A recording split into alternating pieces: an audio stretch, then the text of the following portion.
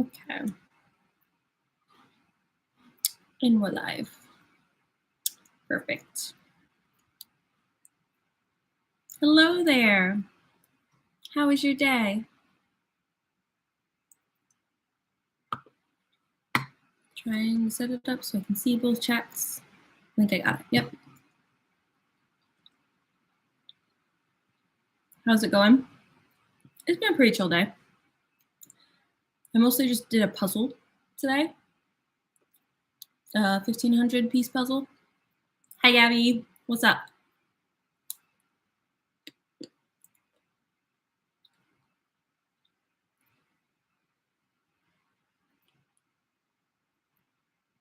That's pretty much all I did today. I did a puzzle. No, yeah. That's all I did today. Hi, Abby. Hi, Jazzy Jazz. What's up? Happy Sunday. Writing lesson plans? Nice. Busy Sunday. It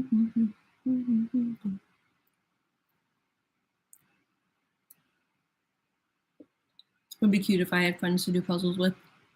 It is nice to have someone to do puzzles with. I didn't have one for the longest time till I met my boyfriend. Finally, someone who was willing to spend 4 hours straight doing puzzles.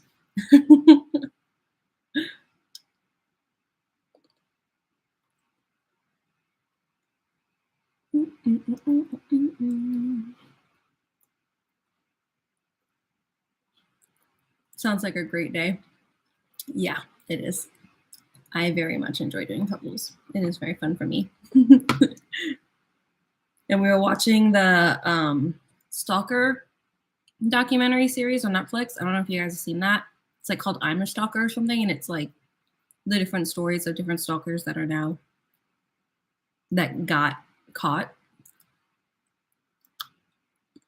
Can I join this live?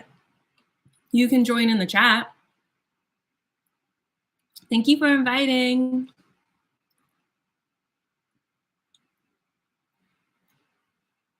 Well, I broke. Yeah.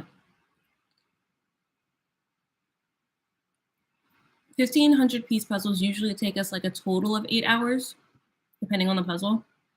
So we put in about 4 hours this weekend. We'll probably put in another 4 for next weekend. But this one's going pretty fast. We're already about well, I guess it makes sense to be halfway done if we've done 4 hours. So yeah, it'll probably take 8 hours total.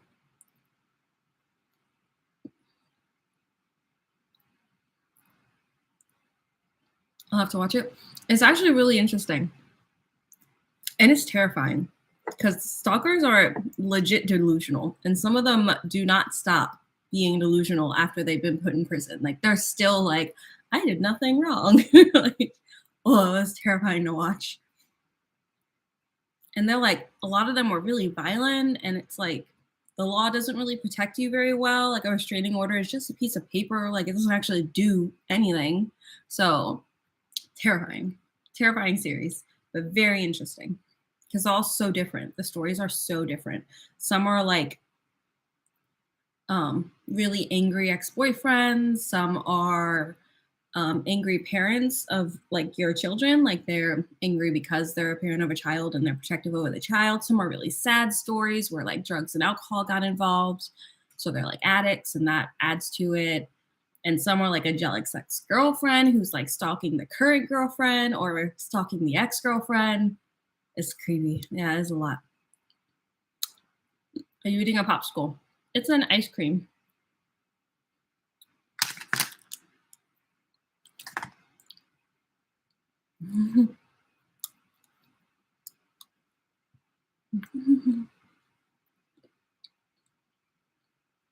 I did a 1,500 piece puzzle of a leopard. Nice. We have a 2,000. We're saving it for when he moves. We'll do it once he's in his new apartment. Hi, Leslie. How's your Sunday going?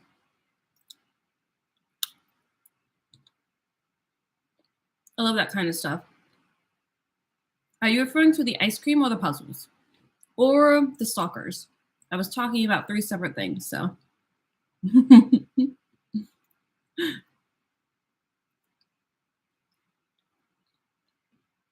But yeah, that we watched, I think,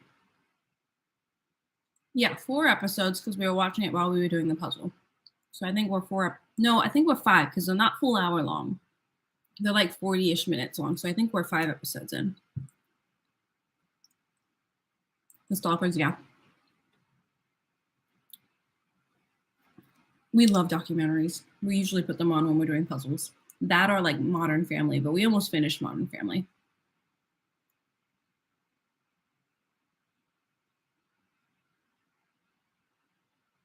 I'm going to Petaluma. What's that? Should I know what that is? Is that a place? Is that a person?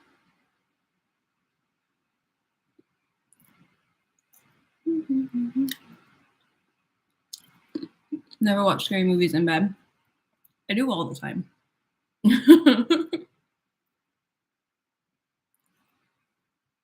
It's like an extra thrill being actually scared.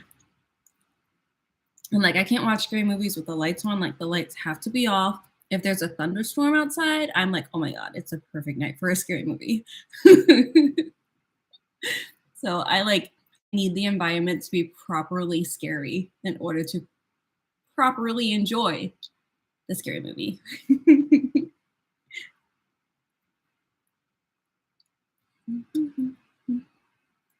Hello, Sunday Adams. How are you doing? How was your Sunday? Hi, Aries. How's your Sunday going? We were talking about scary movies and the proper environment to watch them.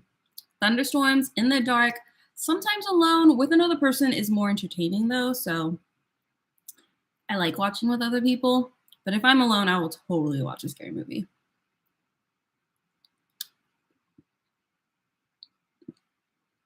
I don't think that someone's coming to get me. I don't really do that. Yeah, I don't really do that.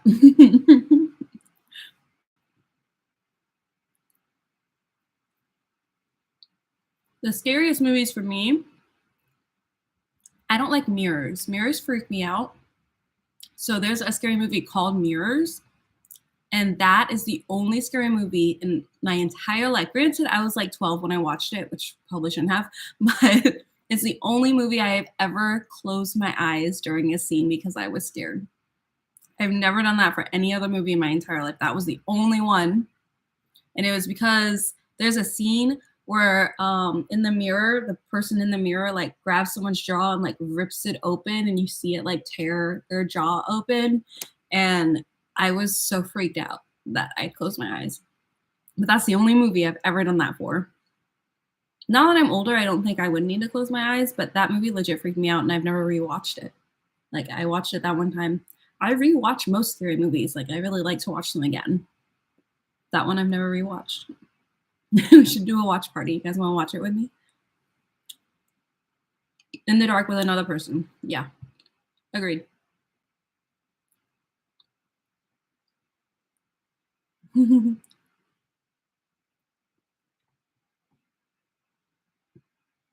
Maybe that was just with Forensic Files. Okay, that's a little fair because that stuff is like more reality based. Most of the scary movies that I watch are not reality based. Like they're all like supernatural. So don't really have that fear. Like the oh, but I always forget the name of this. Something with a C. Conjuring. The Conjuring series, like all of the movies from The Conjuring, all of them from like what was Annabelle? From like Annabelle all the way to the Nun, like all of them. Love them. I love the whole series. I love that they're based on a true story.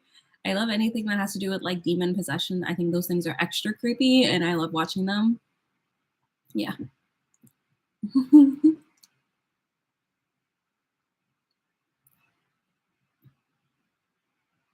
you see the preview of the Scream movie? I did not.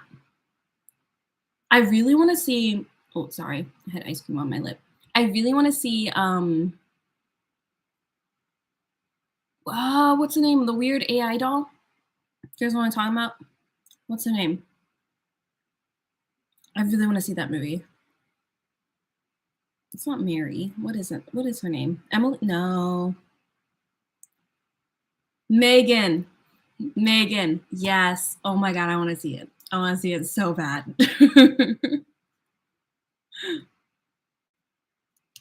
I can't with scary movies. It's hard to find people that'll watch scary movies with me. Like it takes a specific type of person to really enjoy that kind of stuff. I'm one of them, and it's hard to find other people that like scary movies.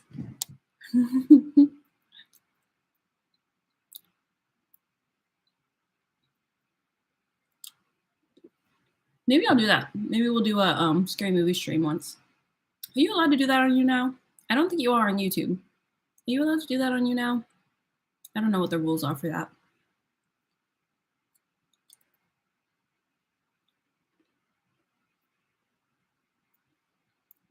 I guess if it's like free online, maybe.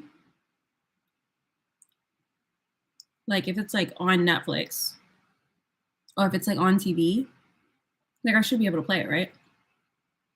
Makes Chucky look like Pansy. Oh,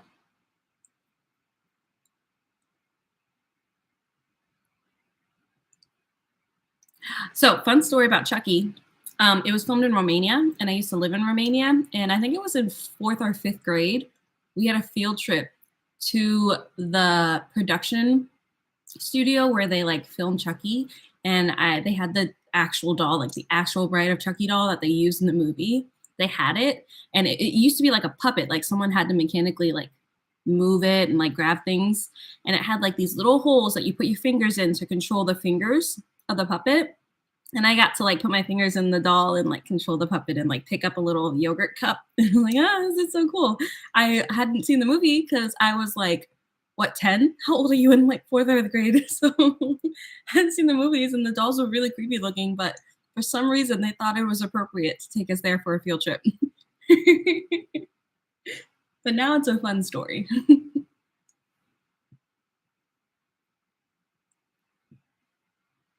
There already is a girl version of Chucky. It's the Bride of Chucky.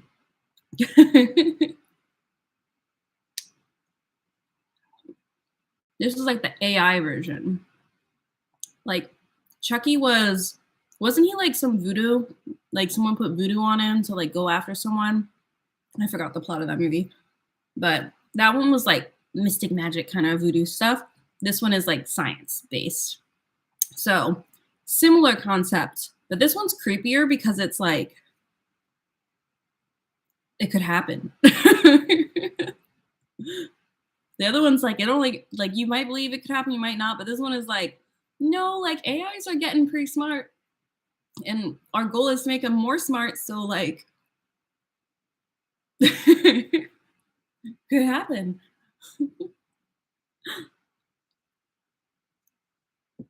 I'm going to get my hair cut tomorrow.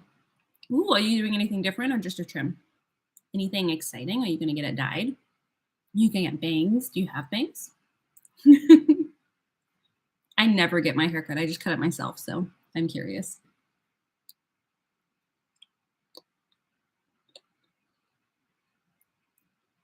Yeah, and it's not really a doll. It's like it's the size of a human. That's like a whole nother level of creepy.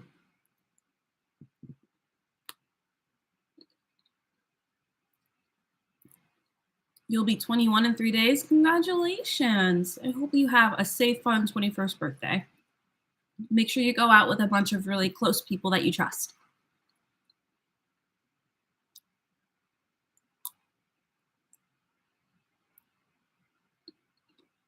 If you're choosing to go out, I don't know what you're doing with your life.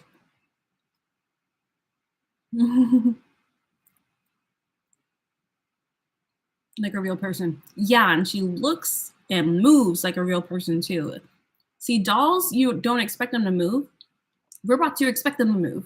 So that aspect is a little different. Like you're not as freaked out that she's moving, she's supposed to.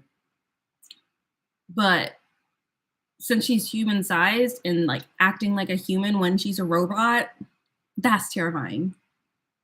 She's stronger and faster and smarter. It's terrifying.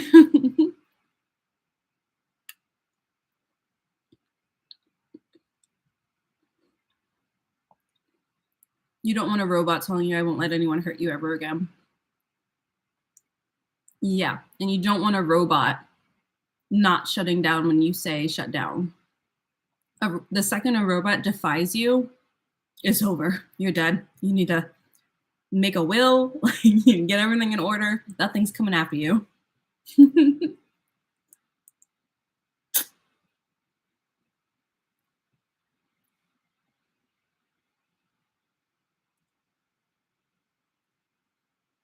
Is this Magnum? Magnum? Are you talking about ice cream?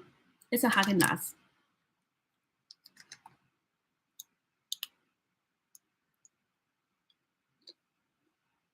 It was on sale. No, yummy.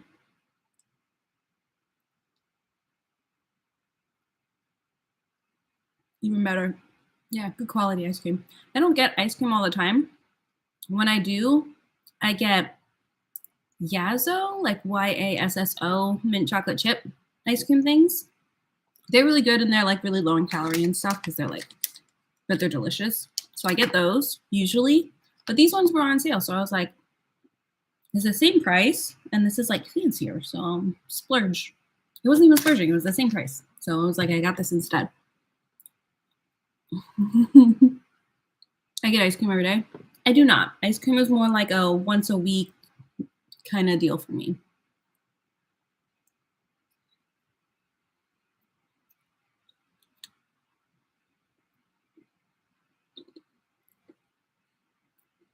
You won't have time to write a will. Yeah. The second you let an AI into your house, you should already have one prepared.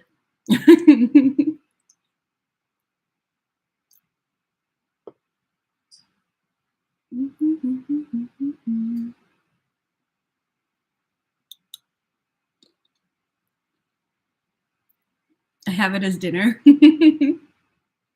I low-key am kind of having this as dinner. But I did eat around 5 o'clock. So I guess that was my dinner, and this is my dessert. Yeah. Sometimes breakfast. Nah, breakfast, I like can't eat a lot in breakfast. I have to drink something warm first thing in the morning. I can't eat anything before I drink something warm. It like just like I'm not hungry. Until I drink something warm, I feel like it like settles my stomach and everything just like sloop down. Now I can eat. Now I have room in my stomach to eat. So I need it. So usually I make a cup of tea, chai usually. This one. I like this one. So usually I make chai, or a cup of tea, or I go to Starbucks. But that has to be first. Like I need my warm liquids first, and then I can eat something, and it's usually something small. If I eat a big breakfast, I'm not eating it until like 11 or 12.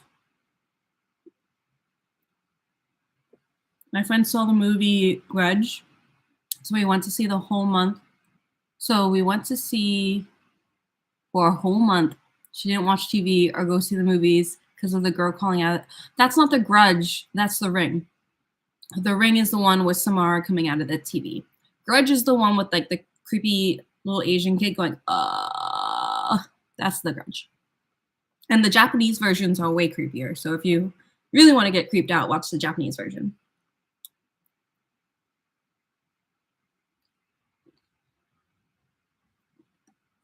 Those were like, The Ring was like my introduction to scary movies.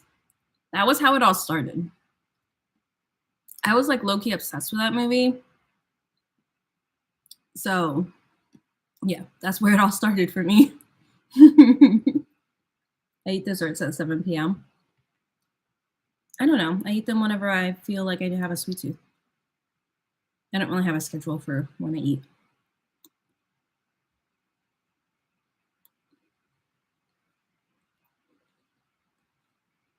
How's apartment hunting? It stopped. We're no longer apartment hunting. Too expensive. So now we're saving up. Going to spend the rest of the year, all of the year, just saving up money. And then next year we're going to buy a house. Because the market should be reasonable by next year. It just doesn't make sense to get an apartment because then I wouldn't be able to save up money to get a house. So I would just be stuck in that apartment and I'd be paying the same thing I'd be paying if I had a house. Like rent is more than most mortgages. So it just doesn't make any sense. Like, why would I do that? Why would I pay $2,000 a month when I could pay $2,000 a month and have a house? Why would I pay that for a 1-bedroom apartment when I could have a house instead? Like, why would I do that?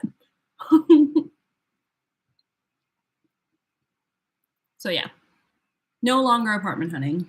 We looked for a little bit. Prices were really frustrating. And then we realized it didn't make any sense. I drink a bunch of water when I wake up. Good for you. I have to drink a little bit. I wouldn't say I drink a bunch, but like this is my water bottle, right? I just filled it up, so it's like fully full now. I usually drink a bottle and a half a day. I don't drink the full 2 bottles, which technically I think I'm supposed to based on what it says, but I don't really need that much water. So unless I'm like really active, I don't need that much water. So I drink like a bottle and a half a day. Usually before I go to work, it's about half empty. So I probably drink like half of that in the morning. And then the other half at work, and then I fill it back up at the end of the day and drink like another half before bed. Yeah. I haven't seen the Japanese version. It is so good. Definitely check it out. It's creepier. The story is like similar, like you can tell where they got the idea from, but it's different and they present it differently. And it's a little more like I don't know how to describe it. Like there's more images that are like really like, oh my God. And they're not like pop out things. It's just like the actual things they show on the screen are a little like creepier than the American version. They like made it less creepy. Like, I don't know why they did that. What's your favorite color? Teal. Teal or turquoise? I'm at a hotel. Well, that's cool. Why are you at a hotel? My house is paid off. It's like a vacation. Nice. Having a paid off house must be nice. I wish. I might go for a 3-hour walk. That's nice. 3-hour walk. That'd be like a good amount of kilometers, right? Depending on how fast you walk. In 3 hours, usually, I could probably walk like 6 kilometers in 3 hours. 5 or 6. If I didn't stop at all. So that sounds like a good walk. Go for it. If you walk fast, you could probably do a lot more than that. I don't walk fast, and I have short little legs.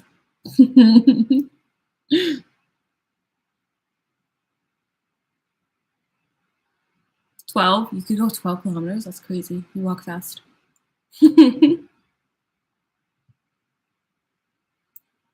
Hi, it's Tucker. Hi, Tucker.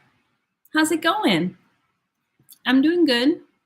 Just chatting tonight. We're just having conversations. We were talking about scary movies. Anybody have any favorite scary movies? Or ones that like scared you so much that you don't watch scary movies anymore? You will get there. Get a handyman special. YouTube videos will help you along the way for fixing. So my friend just bought a house, and the amount of people that try to scam you doing household repairs is absolutely insane. Literally everyone tries to scam you. They all do. They're all scammers. There was someone who came to fix something. They didn't actually fix it. Then they came back to refix it, but they didn't take pictures because she wasn't there. So they didn't take pictures to prove that they actually fixed it. So then an inspector had to come and basically say, no, yeah, they didn't fix it. So like, why did she had to pay for both times they came?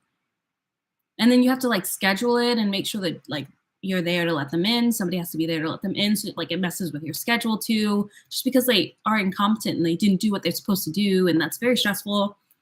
And so instead what she's doing is just taking classes. and learning how to do everything herself. Taking a plumbing class, an electric class, a woodwork class, just to learn how to do all the little basic fixes and to just know enough so that when she pays people to do things, she can tell if they are not doing it right. She can tell if they're like fully ripping her off. Because they're bad, man.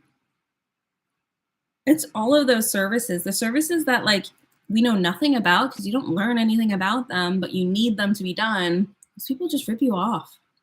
It's crazy. I'm doing 3 hours because that's the duration of the podcast I'm going to listen to. Oh, nice, nice. Doing it for the podcast, not health. That's fine. Walk for whatever reason you need to.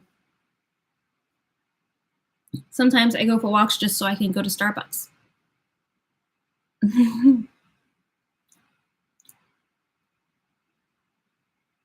Mike, who, cheese, Harry, what?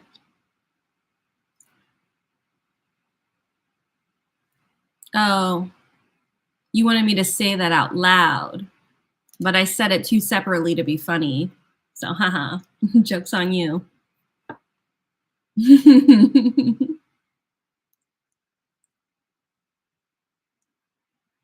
I can't sit still and listen.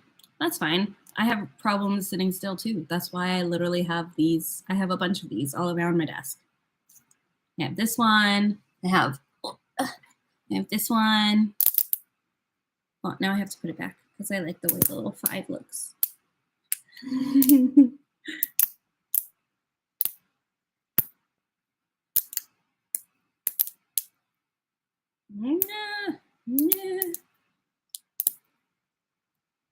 So I have this one. I have this thing. One of these things.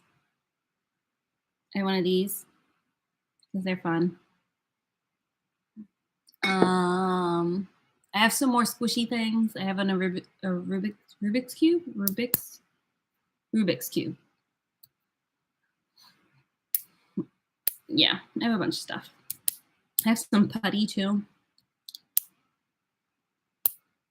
Because it's hard. It's hard to sit still. There we go. I did it. I fixed it.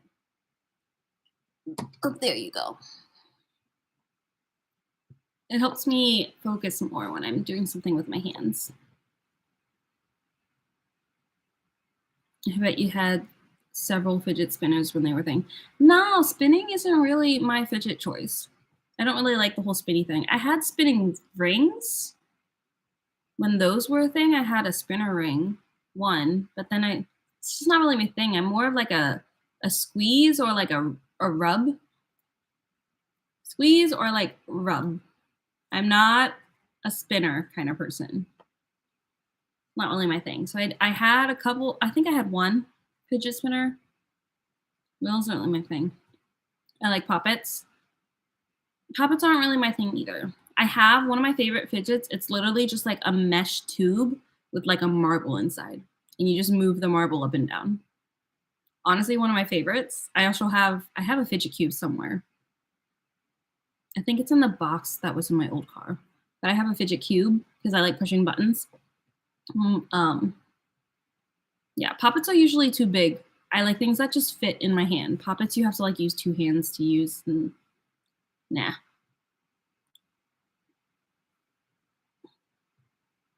I squeeze my water bottles. Oh, you have like soft ones?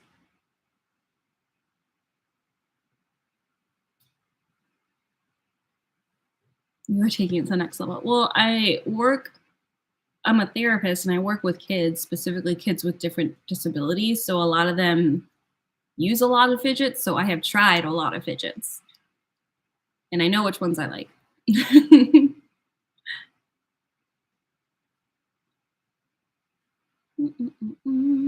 I really like the like skinny little rubber worms too. I love those. Those are really fun. I don't have any though. I thought I did. I think I lost it or broke it or it got dirty and I didn't feel like cleaning it. I don't really know. But I don't have one currently. My name is Jaden. Hi, Jaden. What's up? Fidget spinners are still a thing, by the way. They're not a trend anymore, but fidgets have never been a trend. Like, I literally, if you have disabilities, fidgets are just it. That's just what you use all the time. Like, so I had fidgets before it was trendy, and then I still have them because it's just makes sense.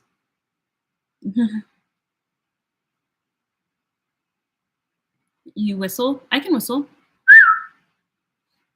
You have a snow globe? No, I do not.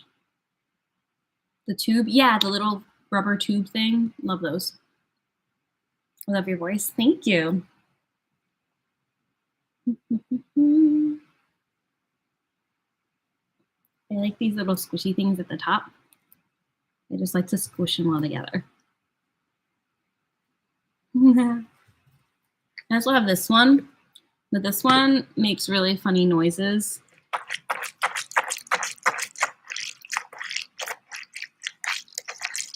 So I don't usually mess with this one when there's like a stream or something going on. Because, yeah. That's one that I usually use when I'm watching TV. If I'm not playing like games on my phone, then I'm using that.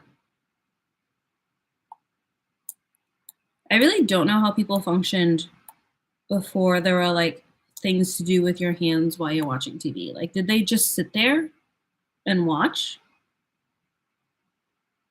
Like, how do you just sit there and like, how do you not do anything with your hands? What do you do with your hands?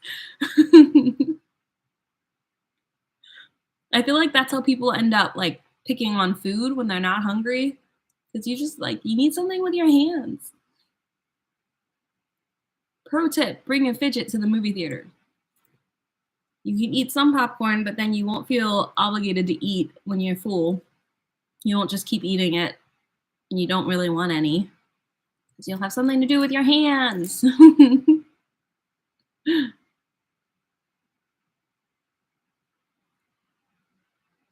I have an Easter egg snow globe. What? Like it's shaped like an egg? What's in it? I assume snow. I won't say what that sounds like. Yeah, it could sound like a lot of things.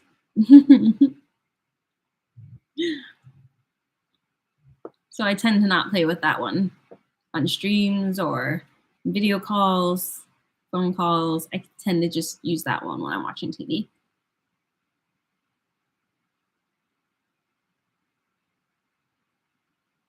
They play with their hair. Oh, that's what they would fidget with? What about men? What about men with short hair? What about women with short hair? And Easter Bunny is in it. Instead of snow, there's glitter. Oh, so it's a glitter globe. That's cool. Like a glitter lava lamp, like glitter lamps. I used to have one of those. I remember in middle school, I had a glitter lava lamp and it was pink. And I used it like a nightlight. I really liked it. I thought it was really relaxing at night. It lit up my whole room to be like pink. And it moved too. So it was like all the lights were like, it was pink, but there was subtle movements in all the lights around the room. So I really liked it. It was cool when I was in middle school.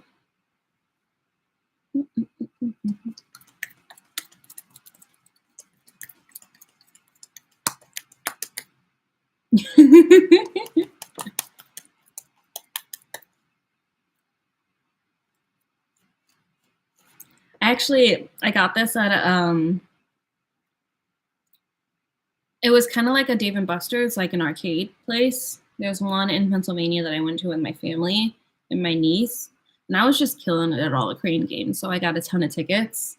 And my niece was picking things, but she literally has so many fidgets that she didn't know what to get because half of the gifts were fidgets. Like half the things you could get were fidgets or candy. And my sister said she couldn't have any candy.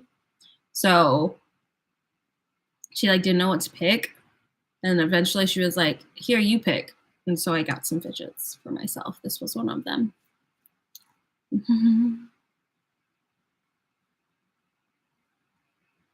I like your whistle. My whistle. My favorite kind of whistle is. Oh, that wasn't really it. That one. That's my favorite kind. I also can do a really fun thing with a straw. I can make like a torpedo sound. You like a pew. I can do that with a straw. I don't think I have a straw to do that with right now, but I can do that. It's really fun. It's like a weird talent. When I was little, I was so dumb. I wish that I was Elsa. Then cried when I wasn't Elsa the next day. Aw. You wish to be Elsa? Isn't Elsa technically like. Nah, they thought she was cursed, but it's not really a curse.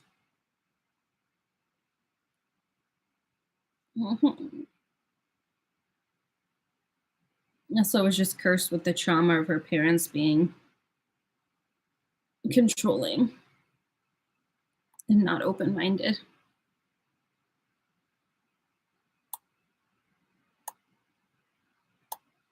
I have a lot of questions about Frozen 2. One of my clients brought some of them up, and I was like, I don't know, that is weird. I don't know, the plot's a little weird here. I don't know. Like, if her mom knew about the spirits and knew that Elsa's powers came from the spirits, then why did she make her suppress them? Like, wouldn't she love them? Or why would she keep that from her? Why didn't she tell her? And how come the spirits used her mom's voice to call her? Why did they call her?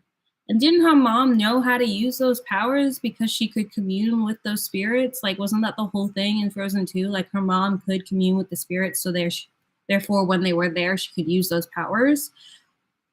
So, like, why didn't she help Elsa at all? Like, what? How does that make sense? And she just like forgot to mention, hey, there's like this whole village of people that actually might be able to help you control your powers instead of you like accidentally almost killing your sister. But I'm just not going to take you there. Like, I'm so confused. Like, I know that that's where they went to find the answer, but like, why wouldn't they bring Elsa?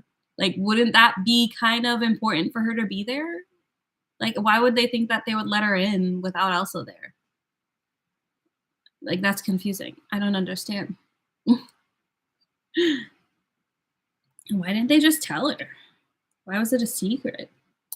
Was it shame? They were just shamed? I don't know. I don't get it. And why did the spirits use her mom's voice to lure her? Why didn't they use her own voice? Or like Wisp, what is it called? What did they name that spirit? There's like a spirit's name. I don't know. Anyway, there's a ton of questions. That whole movie is a little flawed. I was like 4 when I did that. Oh, you're aging me. I was not 4 when Frozen came out. I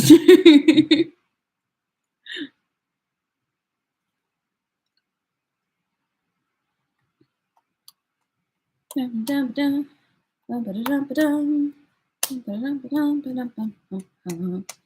gonna go live tomorrow to translate a song. What song should I do next? I was thinking of doing Flower by Miley Cyrus. I can buy myself flowers. That one. But I don't know about copyright. Does anyone know how Miley Cyrus is with copyright on YouTube? Like, am I gonna get a strike for trying to cover her song? I should probably check that. I could just play the song here during this live stream and see if it gets like banned. Then I would know. Anyway, I think I'm gonna cover that song.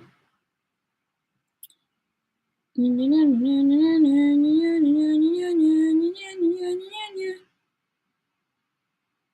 I'll do a throwback song.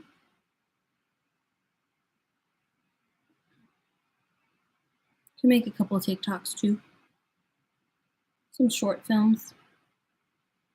Short covers. What do you guys think? Anybody have any songs that they would like to see?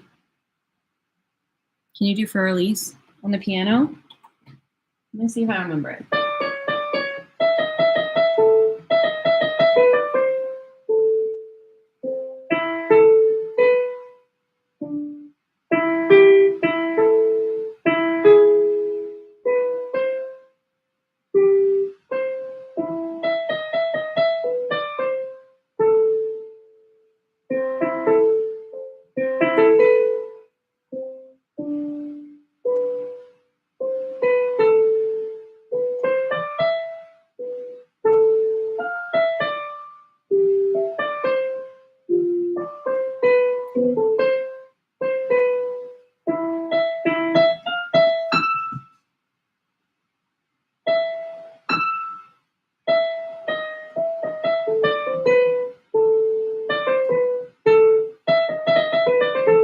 There it is. Wow, I haven't played that. When did I learn for release? I was in 5th grade? 6th grade, maybe? A long time ago.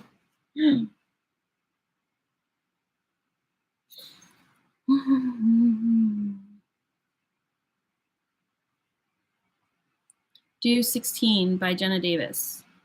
I love her YouTube channel. Who's Jenna Davis?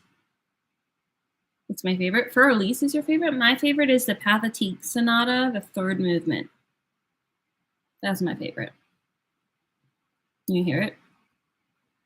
That's one of my favorites. I played that like 3 times. I relearned it because I just like it a lot. It's really flashy, but it's not actually that hard to play. If you have like basic technique, it's not hard to play. But it sounds like it's really hard to play. 3rd movement, Pathetique Sonata.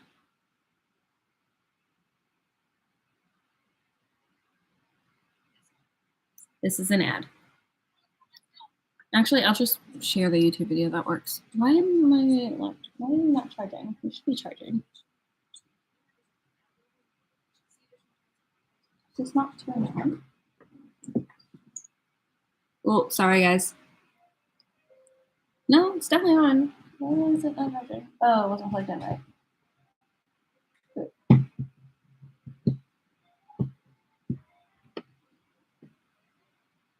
Oh, hold on.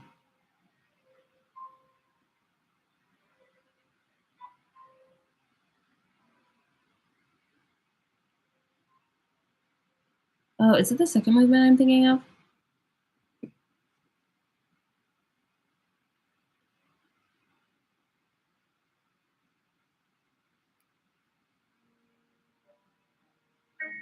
No, it's definitely the 3rd movement. That was just a weird version. Because I played all 3 movements.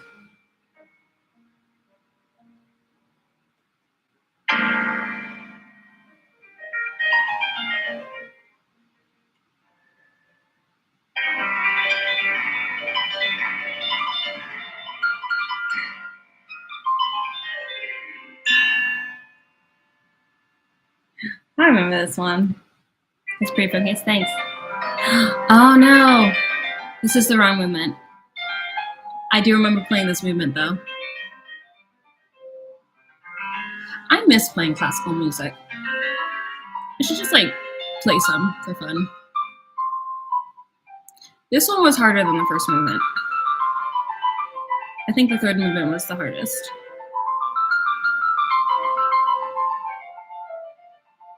I guess it's the 1st movement I'm thinking of then. Yeah, it's the 1st movement. This one. Here, I'll show it to you guys. Hold on. First, I need to figure out how to make sure my laptop is actually charging.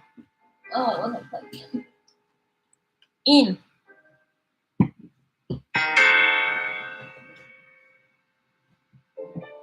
Come on, come out. Come. Yeah, okay. Oh, sorry, guys.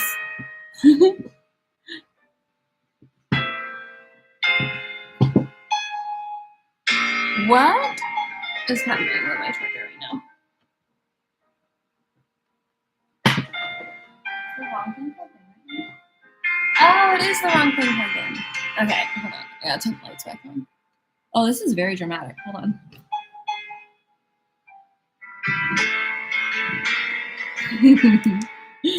Hi. I forgot that I unplugged it.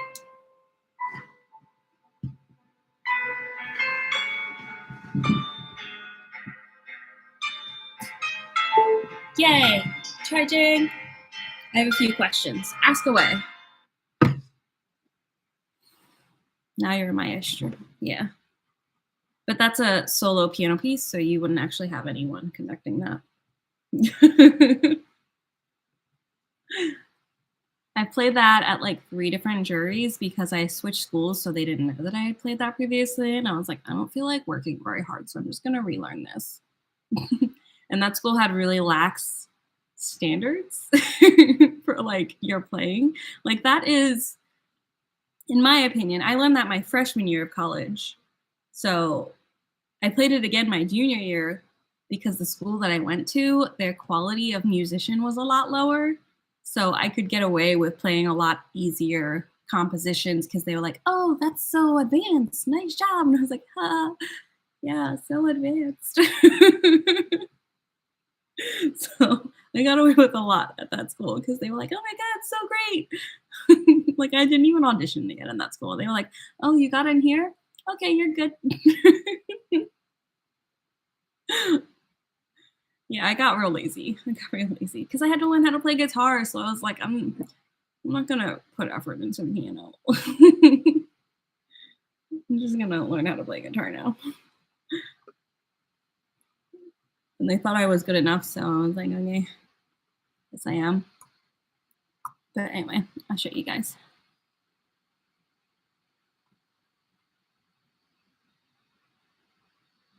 Third movement of the Moonlight Sonata is pretty fun too.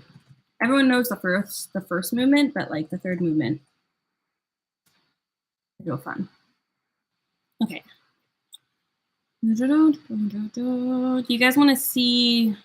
I'll show you this one so you guys can kind of see what the fingers are doing. It's probably going to be an ad. Oh, there wasn't. Okay, cool. Let me share my screen. You won't be able to see on YouTube, but everyone on YouNow will be able to see. Okay, this piece. I love this piece. I've played it a lot.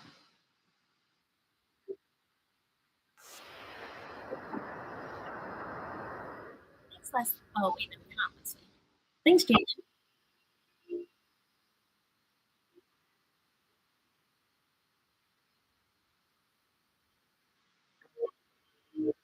It's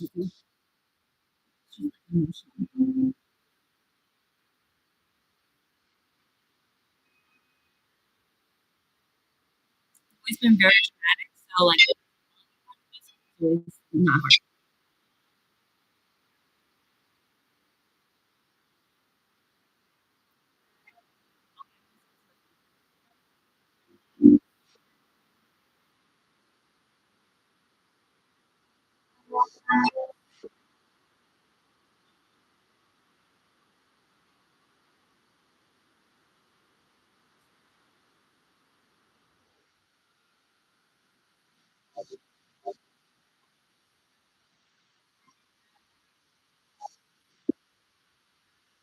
Part red.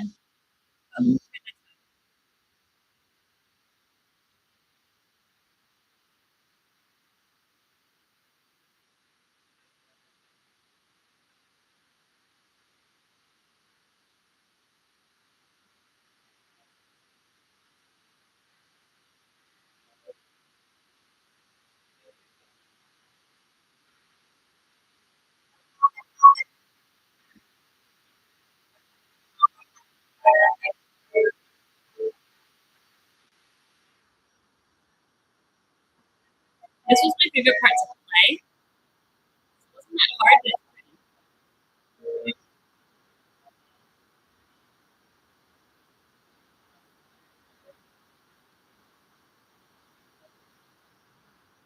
but okay. Anyway, most of it repeats after that. So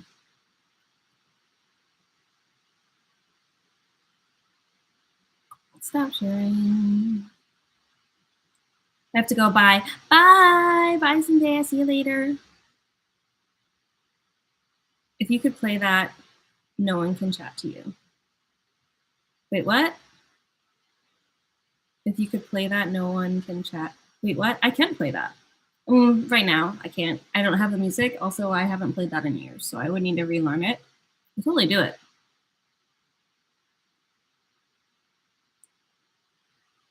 My mom is happy. Nice. Why is your mom happy? I've learned how to play it a bunch of times. It is really fun. I might just keep learning it. I just need a good piano. I can't play that on a keyboard. Like, it doesn't work. It would sound so bad on a keyboard. Like, you can't do half of the dynamics. It's too light, so the whole thing shakes when you play it. So it's hard to put a lot of like oomph in it. But yeah, I need a piano. Maybe I'll just learn it at the clinic. I'll be alone. Nope, tomorrow I won't be alone at the clinic. I was gonna say I'll be alone at the clinic and I could just live stream there when I'm done with work. But I won't, not tomorrow. Tuesday I would be. Are there 31 days in January? Or 30? There's 30, right?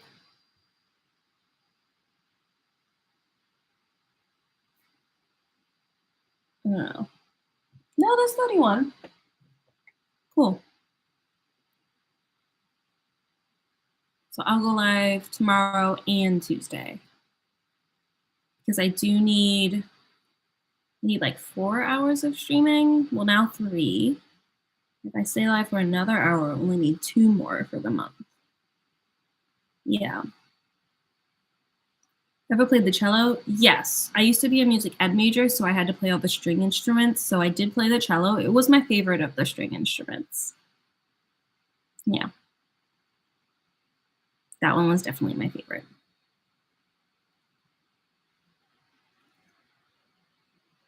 Not a big fan of the string bass. That thing was bigger than me. I did not like lugging it around to practice. It's not fun. Oh, that feels so weird because it like squishes your skin.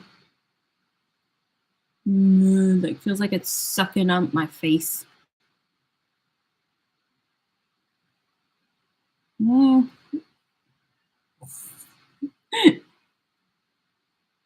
Have you ever played the cello? Does anyone in here play an instrument? Why are you sitting in the dark? I look better in the dark. I don't, my overhead light doesn't work. Like I have a boob light, you know, like the circle light. I have a boob light.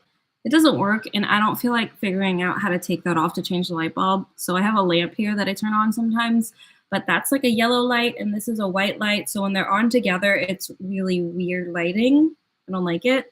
So I don't have my lamp on.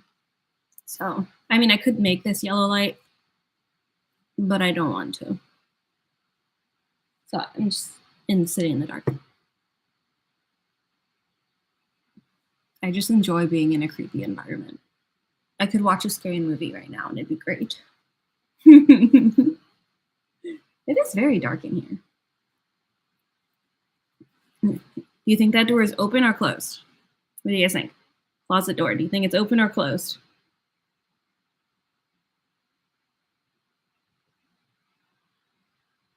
I did that little, you know that anime filter, the AI filter that like turns you into anime characters and stuff? I did that with my closet, and every single time there was a person in there. But I also have clothes in there, so I get why the AI thought, oh my god, a person. But there was one time it was like a faceless person just sitting looking right at me, and I was like, oh, I'm done with this. I'm not doing this anymore.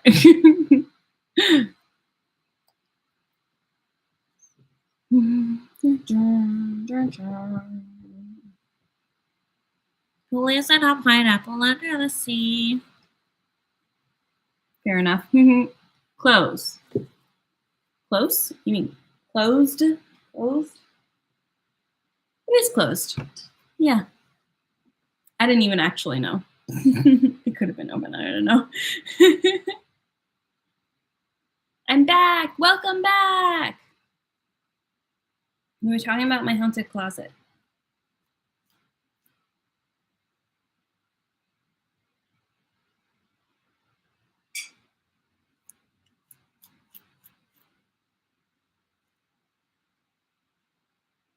I don't think it's haunted anymore. I think after I got out of my like really toxic relationship, my energy changed, and whatever creepy spirit was in there just was like, fun and left. Because I really don't think it's haunted in there anymore. I think it was all the bad vibes that my ex brought. He was bad juju.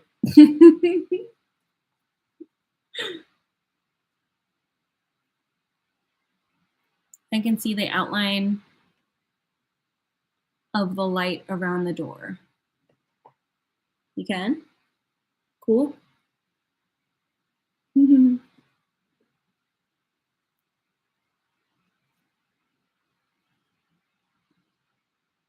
Save on the electric bill. My electric bill is the same no matter how much electricity I use because I have a flat rate for rent. So it doesn't actually make a difference for me. I can use as much as I want. I pay the same.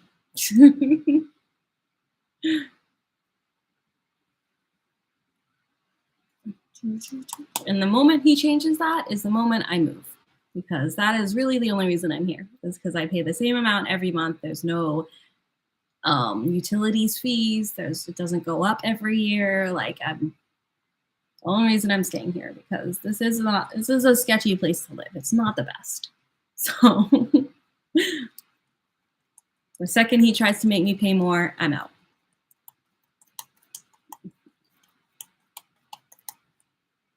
Hey, Muggy Dre, what's up?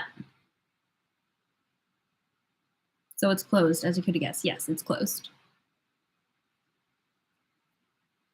We will be right back. Okay, cool. See you soon. Nothing much. Pretty chill Sunday. Anybody watch football? I watched the Eagles game, but I didn't watch whatever game was on after that. The Eagles game was a bust. It was a boring game to watch.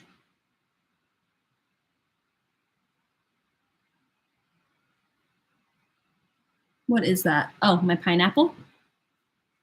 It is a squishy pineapple. It's filled with like goop. I don't know. Flipping between that and YouTube. Oh, the football game? What game is on now? Like, who's playing?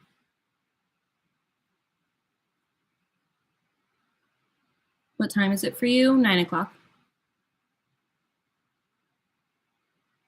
Chiefs and Bengals. Chiefs and Bengals. Oh, okay. I don't personally care about football. I watch it sometimes. I'm very accustomed to it being on in the background. So, like, I know about football, but I don't keep up with, like, the players and, like, who's the draft pick? Who's the new quarterback? Oh, this guy got injured. This is the fourth-string quarterback. Like, I wouldn't know that until I watch the game and they tell me, because I don't keep track of any of that. Like, I know how the game works. I can watch the game. I don't have a specific team that I'm rooting for. I don't particularly care about like draft picks, or I don't bet money on anything. I just watch to be entertained. So whenever I see a game, like, I don't know if you guys saw the Eagles game earlier today. Whenever I see a game like that, I'm like, this was a waste of my time. This is the most boring game. Nothing is happening. It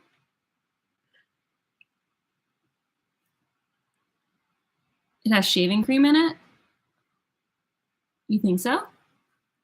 Does shaving cream stay fluffy though? I thought shaving cream was liquid until the like thing pulled it out, but if you left it out, it would dry out. So I think it's something with the same consistency, but I don't know if it's exactly shaving cream. I don't really know much about shaving cream though. Not gonna lie, I don't use any. So, wow. 49ers are trash. Yeah, they were real bad. They were real bad. I liked it because my team won. Eagles fan? Nice. My family's all Eagles fans. They're probably very happy. I mean, the most exciting part of that game was how sassy everybody was. Everyone was getting all upset. There was some drama. I feel like there should be a rule that, like, if you can't come back, there should be like a mercy clause. Like, we can just end the game now. Like, can we just agree to end the game now? Because the more they played, the more pissed they got. Mine popped and there was shaving cream. Are you sure it's shaving cream, or does it just have something that's the same consistency of shaving cream? You from Philly?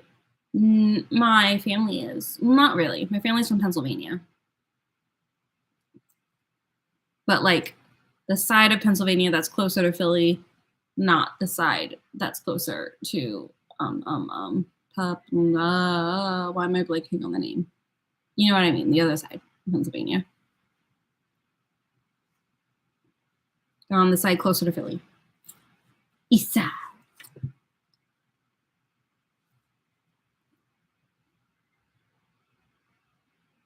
Pittsburgh. Yep. I was thinking of Pittsburgh. I kept saying like pot in my head because I was actually born in Pottstown, but pot wasn't right. It was Pitt.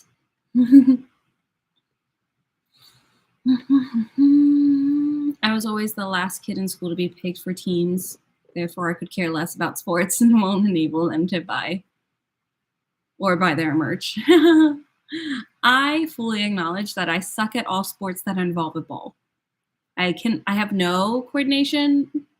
It's just not there. My feet don't do what I want them to do in sports. I'm the worst. So I have always been bad at sports. So I was a cheerleader in high school because there is no ball. There's no ball in cheerleading. So it's a lot easier to catch a human than it is to catch a ball.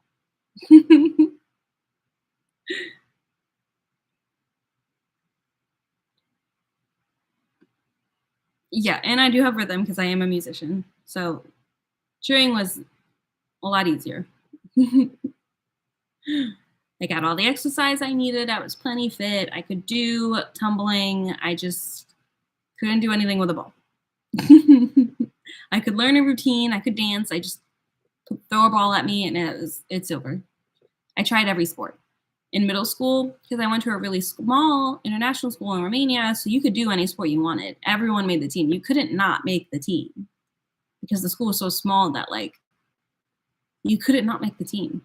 So I did basketball. I was an understudy, and my mom was the coach, so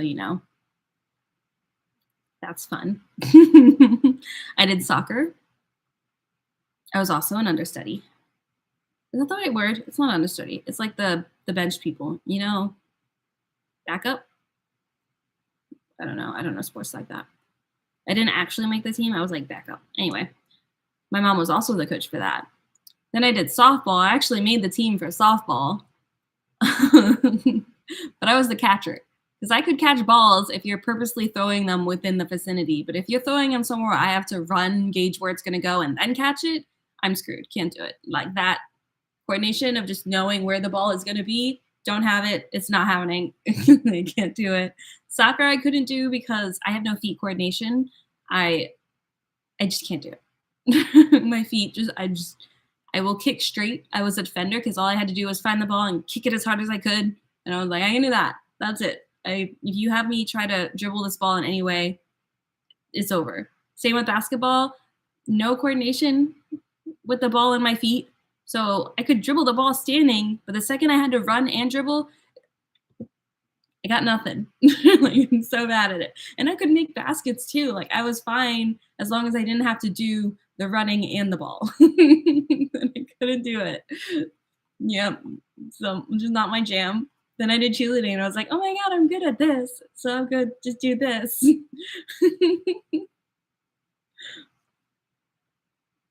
I did swimming for a hot second too. But I remember stopping swimming because I did it in 6th or 7th grade. And that is when my period started. And I was like, well, no more swimming for me.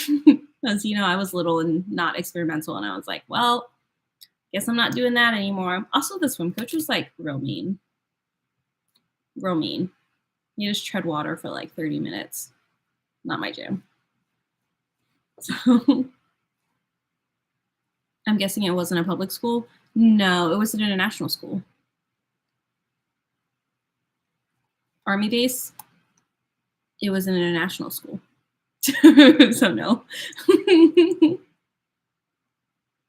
but a lot of people from their embassies went there.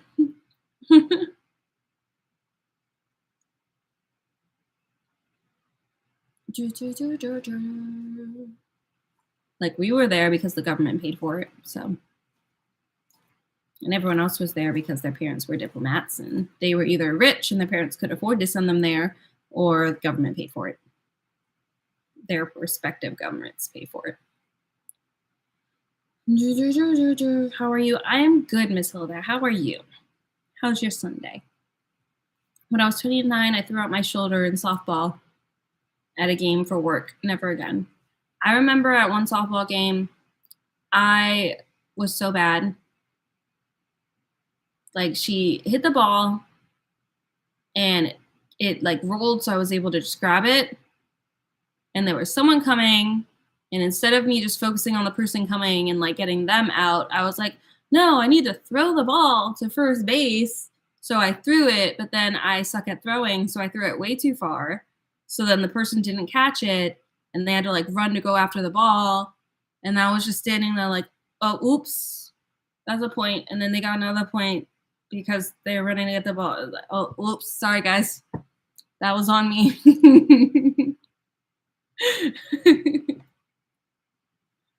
And I remember having to bat. It was the last point. It was like the last thing of the game. I was the last one. I was the last chance. We were only like 1 point down, and all I needed to do was get like to first base, basically. I just needed to get on a base because the person after me could probably do pretty well. And I hit the ball, and of course, when I hit the ball, I hit it like basically towards first base.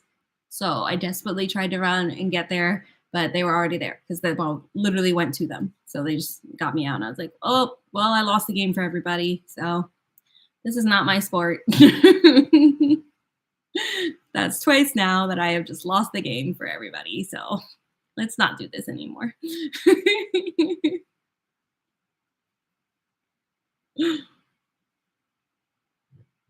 When was the food like? What was the food like at school? So we had mostly Romanian food. There was like a little sandwich section where they had like little rolls and you could like put little meat and stuff. They had a snack bar where you could buy like chips and stuff. Um, you didn't have to pay for lunch. And we had a snack time. And it was K through 12 and everyone had snack time. Like it wasn't like an elementary school thing. Everyone got snack time. It was like a 30-minute break. And then the classes were long periods, so we didn't have the same classes every day. We'd have like 4 classes in a day, but it would be like 2 short ones and a really, really long one, and then like a long one or 2 short ones at the end. So we would have like 2 short ones and then homeroom and snack time, and then we'd have a really, really long class, like an hour and a half class. And then we'd have lunchtime, and then we'd have like little short ones. I remember Wednesday was a half day. Wednesday we got out an hour early. Yeah, lunch was like we had schnitzel some days. We had like different vegetables out there. There was always some kind of meat. Pizza was like everyone's favorite, so you always had to like rush to get pizza. And because like the pizza was fickle, so like sometimes it was good, sometimes it wasn't. So you had to get there first to make sure you got like the good slices. The bread was always really good. Everything was pretty fresh because Romania is pretty countryside, so there's a lot of farmers in Romania, so everything is pretty fresh. I remember like the food wasn't bad, but it wasn't great. I remember whenever there was French fries, it was like, yay, French fries day. And I remember snack time, whenever they had donut day, it was like everyone's favorite. They're not like American donuts. They were like thin little donuts, and they were always cinnamon sugar. Like it wasn't like chocolate vanilla flavored. It was just a donut like rolled in cinnamon and sugar. But that was like everyone's favorite snack time. And they were set up so that there was like a little plate with one serving on each little table. So you were supposed to go and just grab a plate or just sit at the table and eat where the plate was.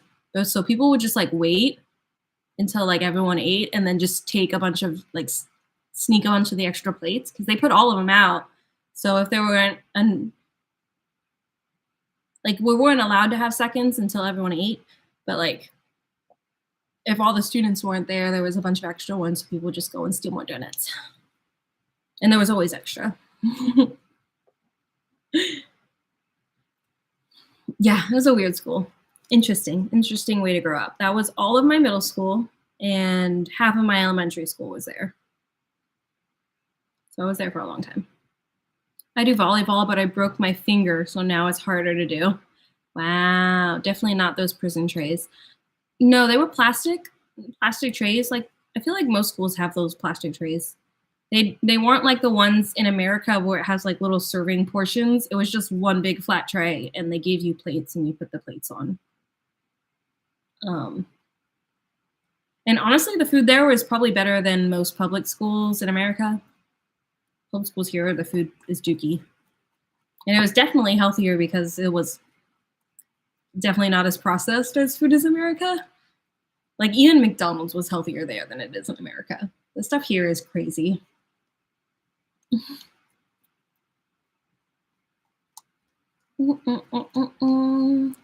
got off school 4 hours early on Wednesday.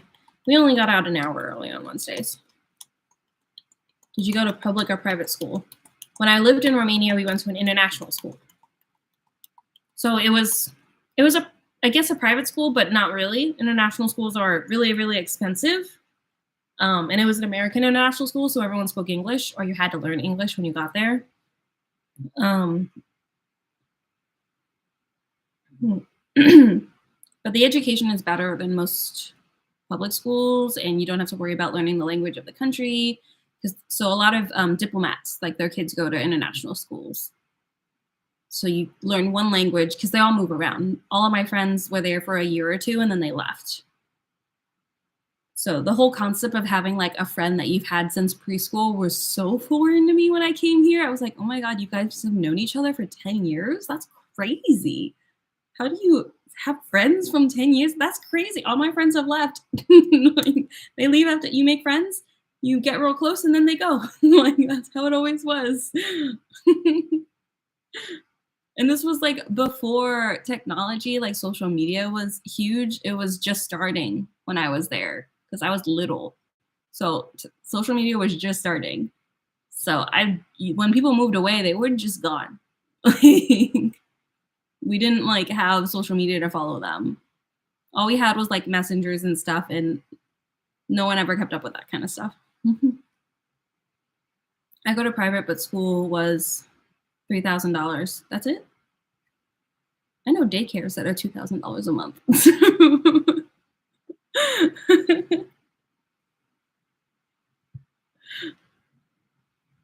The international schools are insane. Like the only people that go there that aren't being paid by the government are filthy rich people. Like the ambassador's son in Romania went to school with me. Like I went to school with the ambassador's son, or like some really, really rich people that like own like a super famous cookie company, or people that are like crazy rich. They went there. So there was a lot of rich people at my school, but there were also a lot of not rich people. They're just diplomats, and the government paid for it. So it was a wide variety.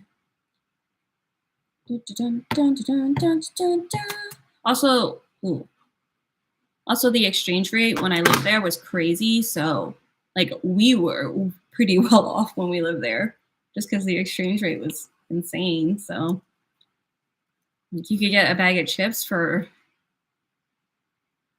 10 cents. It was about 10 cents for a bag of chips. So like, give me $5, I'm good for the week.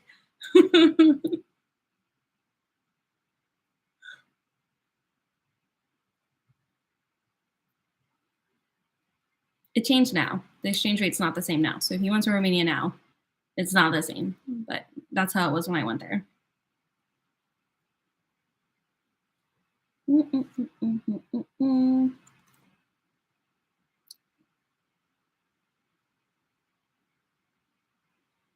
It looks like an egg. Ooh. We didn't have to wear like uniforms or anything. It wasn't a private school. I went to private school when I got back to the United States. Then I went to private school. Do you like Romania or the US better?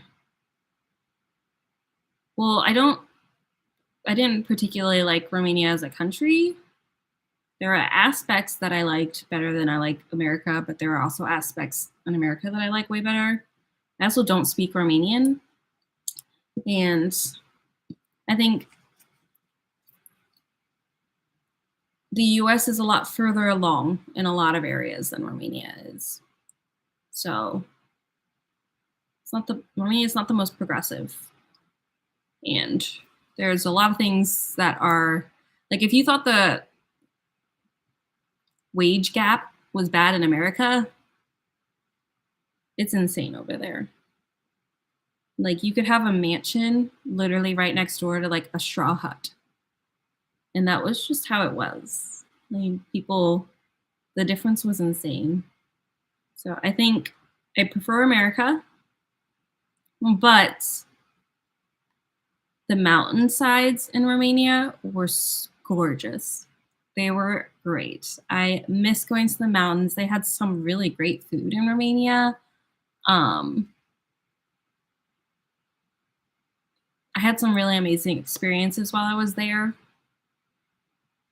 So I don't like fault the country at all.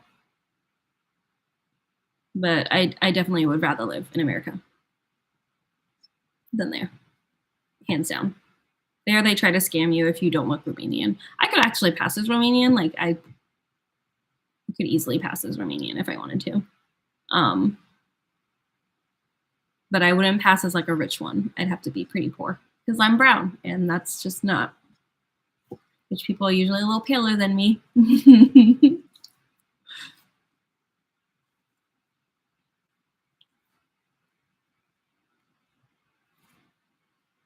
Yeah, a lot of people get scammed there. It's like in a lot of countries. There's good parts and bad parts everywhere. I prefer America because it's my country and I speak the language, and I'm just more comfortable here. I know the ins and outs. I know where I want to be and where I don't want to be. So I'm more comfortable here, but I'm sure there's plenty of people that really like it there, depending on just like where you are and what you know. Thanks for the likes. I haven't gotten that many this stream. We're not even at 100. Who wants to be the 100th like? Go for it. Who's going to do it? Be the 100th like on you now. Do it. Do it. I'm back. Welcome.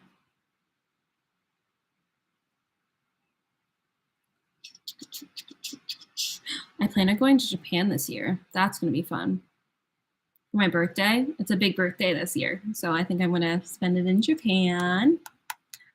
I'm really excited for it. It depends on plane tickets and what we can get, but I'm hoping I actually get to spend my birthday in Japan. That would be dope.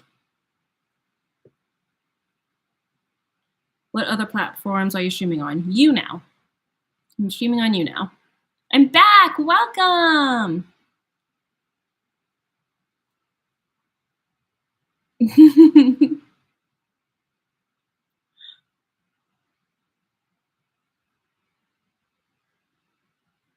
Hello. How are you guys doing? We were talking about when I lived in Romania. Wait, what countries do all of you live in? I know we have a few people in America. I think we have one person in Canada, unless they left. I haven't seen them in the chat.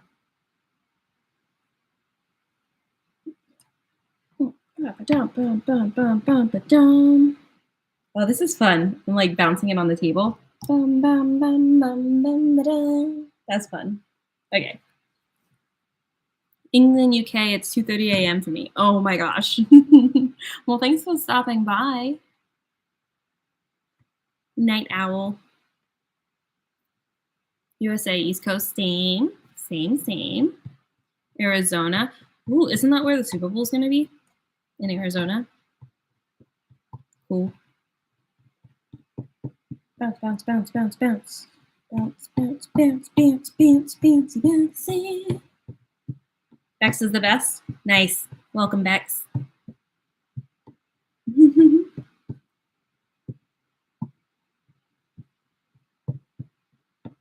I don't know. Yeah, I think it is. My cousin lives in Arizona.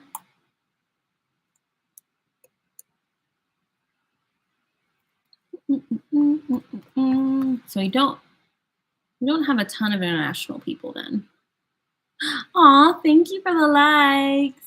Thank you. Welcome.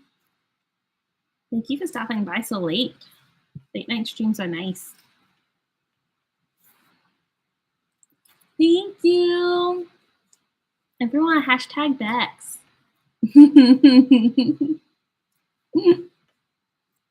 Thanks for the love.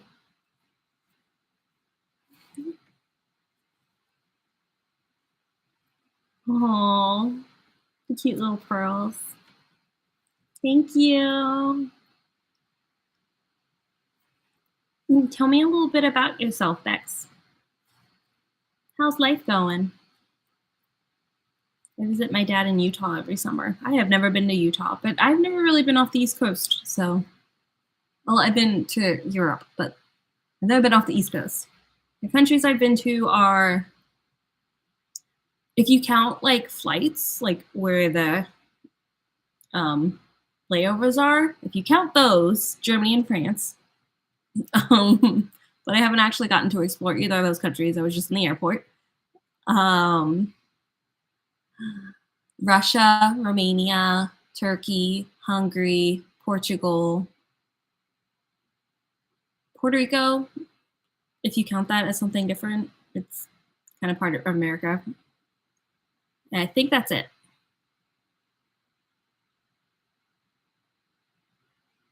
Yeah, that's it. And then I've been to a bunch of the East Coast. Thank you.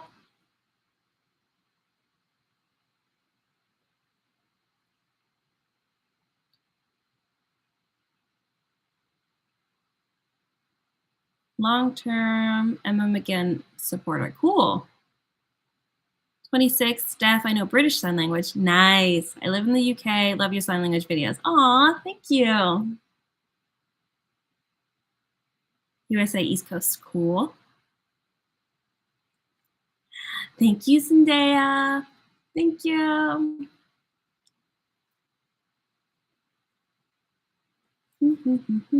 What are places that you guys have traveled to? Are there any countries that you've traveled to that you absolutely loved? I've been told I should go to Belgium. I've been told Belgium is pretty awesome. Been to Mexico? I have not been to Mexico. My sister loved it when she went, though. She did like the all expenses pay, super ritzy, like VIP treatment there for like a week, and she loved it. At like a really nice resort. The Cayman Islands, nice. Did you like it? Was it fun? Yeah, the only island I've been to is Puerto Rico. Yeah, and I need to go back. It's been a while since I've been to Puerto Rico.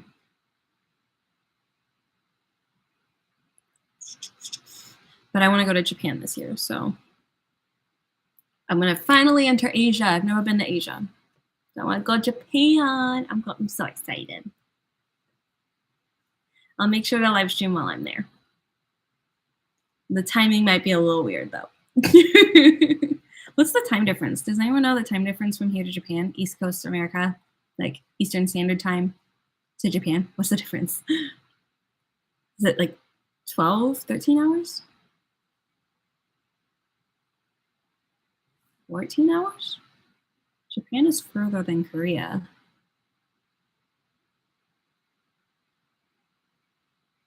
Huh. Yeah, it was great. My sister is going to Puerto Rico this spring. Puerto Rico's beautiful. It's really great. And top tier food, like really amazing food. And I would suggest going to the kioscos, like the kiosk, like the little food booths. They're everywhere. They have amazing food. So good. There's nothing like a cute little old lady giving you arroz con habichuelas.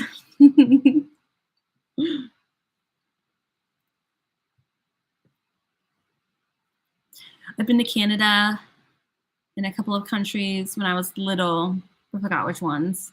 Been to Vegas. Nice. I have not been to Vegas. Utah, LA, Mexico. Those are the only places I've gone to. Okay, so you left the country from Mexico. That's about it. You've never been like across the ocean. She's going senior year of high school. My senior year of high school, I went to Russia. That was our trip. We went to St. Petersburg and we went during white night. So that's like when, because of how high it is, that's like when the sun doesn't set. So the sun would like go down. It looked like the sun was setting and then it just started going back up. So it was like both sunset and sunrise at the same time. It was pretty cool. We went on a boat ride at like 2 a.m. so that we could see that happen. We could see the sunrise, which was also the sunset. It was pretty cool. And they had blackout curtains everywhere, and there were events going on 24/7 because it never got dark out. So everyone wanted to be out and about. There was tons of things to do. It was actually really fun. But we were there. I was there with the flute choir because we played with the Russian Philharmonic. That was fun. I got to play for the first chair flutist of the Russian Philharmonic, and she said I sounded great. So, yeah. It was a master class. It was fun.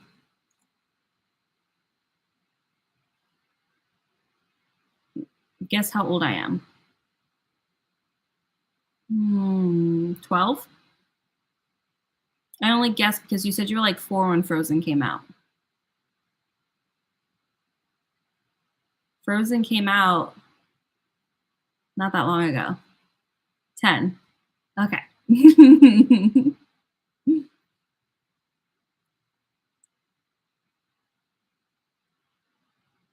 I went to Disney twice with my choir. Nice. I went to Disney once with my band in high school. We drove to Disney. That was fun. I went once with my family. So I've been there twice. And it was in the same year, actually. We went there over the summer, and then that same year I got to go to Disney with my like school band. And I've been to the beach a ton of times with for cheerleading competitions. We used to go every year for our competitions. We performed there. Yeah, we performed there too. It was a competition. We always won because we were the best.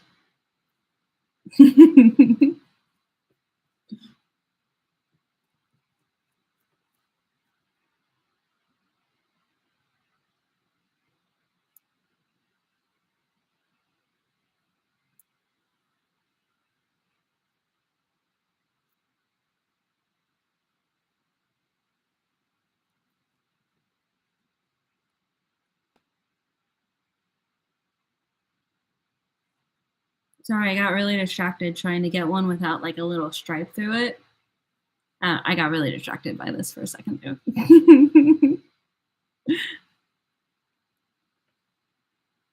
Do you guys know anything about Japan?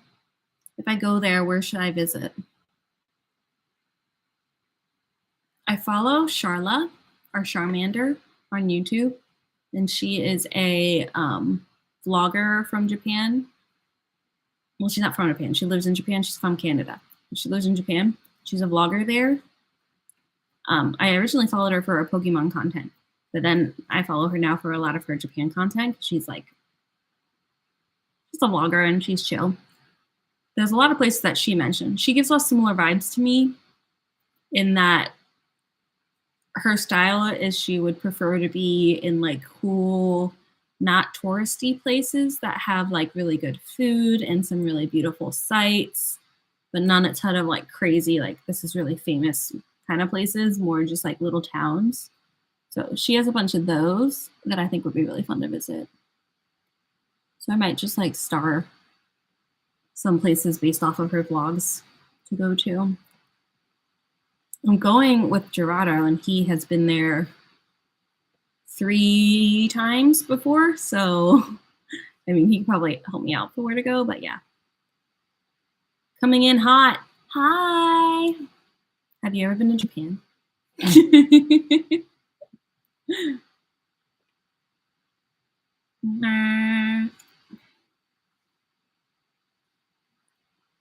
He also speaks a little bit of Japanese, so he should be pretty easy to travel with, and he should be able to like help me out with like bus fares and figuring out the subsystem. Yeah.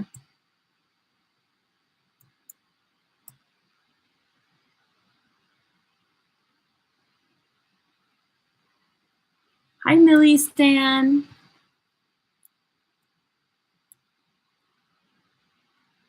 Oh, Zendaya. That's so sad. I hope you're okay. That must be a lot to go through. I'm probably not the best person to talk to for that topic though.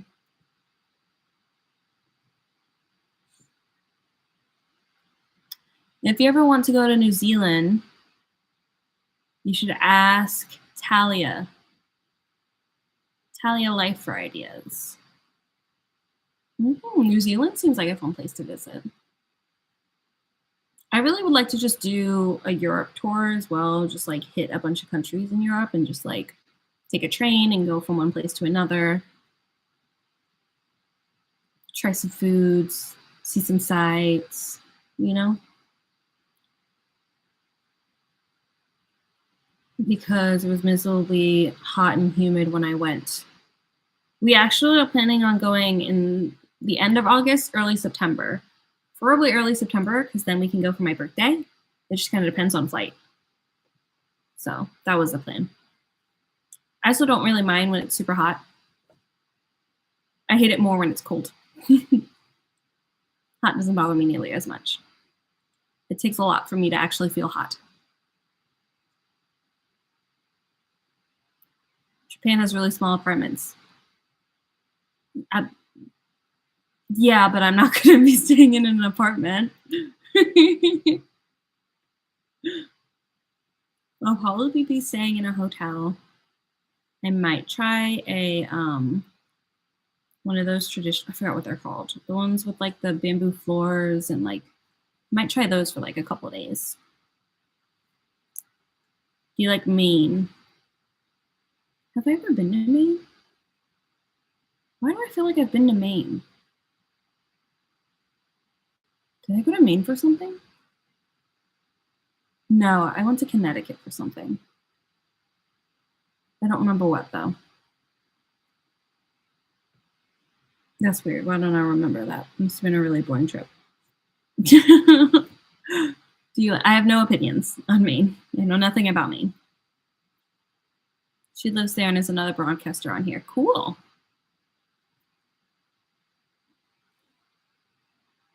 I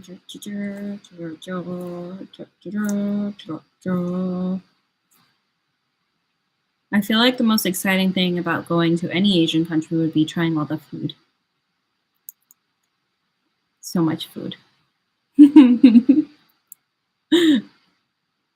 I would need to like plan out my days. Like today, I am going to try these 4 foods. This day, I'm going to try these 4 foods. I will never have the same thing twice because I need to try everything.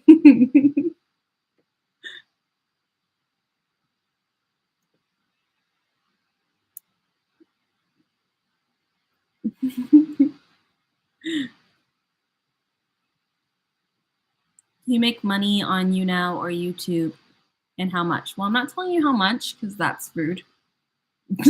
But I guess I can make money on YouNow, but that just depends on like if you guys give me money, basically. So I don't really push for it. Like I don't tell you guys to give me likes or gifts or anything because I don't really need it. It's nice.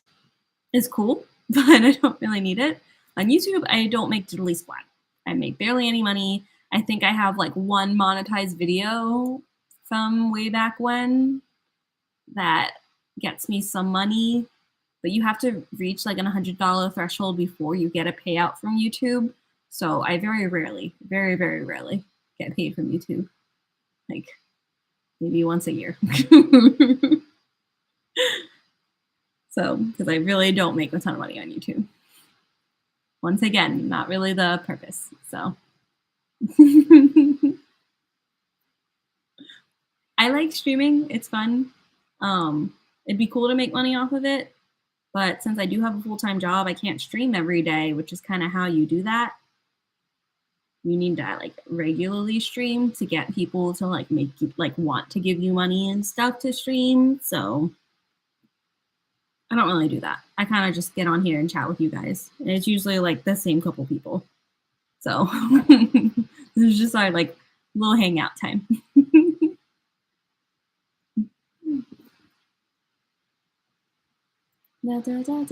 And I don't even think I have on YouTube. There's like a way to turn on YouTube for live streams where you can like tip me on YouTube.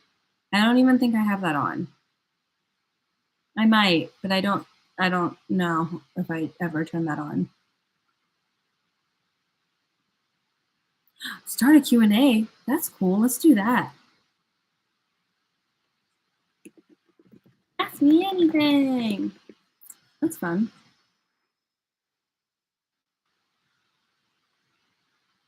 That's fun. I don't actually know what that does.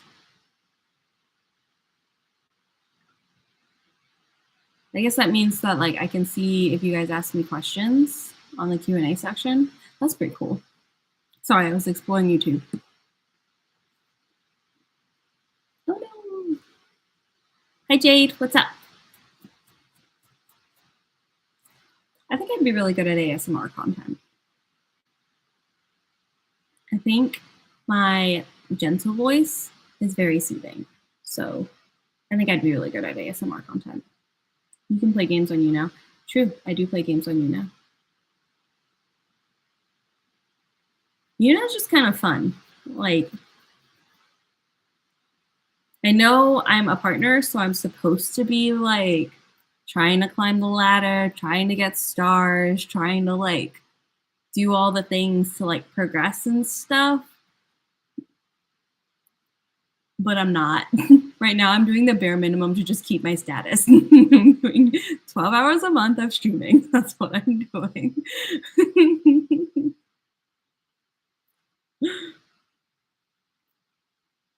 So it would be sad if I lost my status because I don't think I'd ever be able to get it back since I don't stream like that. And I don't really have a thing. I feel like everyone who gets partnered, they have a thing, you know? I don't have a thing. I have many very loosely connected things. Like I game, I do sign language sometimes, I can sing sometimes, I play, I just talk sometimes. We can talk about mental health things if you guys want, because like technically I am a therapist. So like most people just chat. Yeah. But I don't stream enough to like actually get a partnership by like their standards if I lost it. So I'm just keeping my partnership. But I don't think I'm gonna ever get like stars and rankings because all of the top tier like tippers and stuff, they're not here. I'm just chilling with you guys.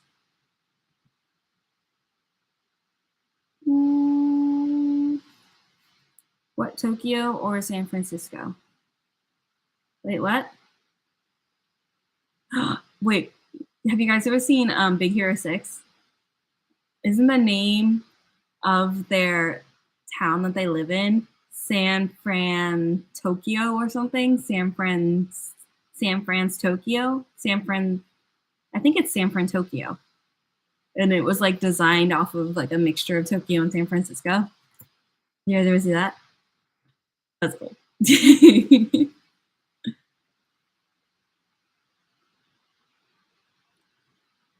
I'm getting older and I don't care.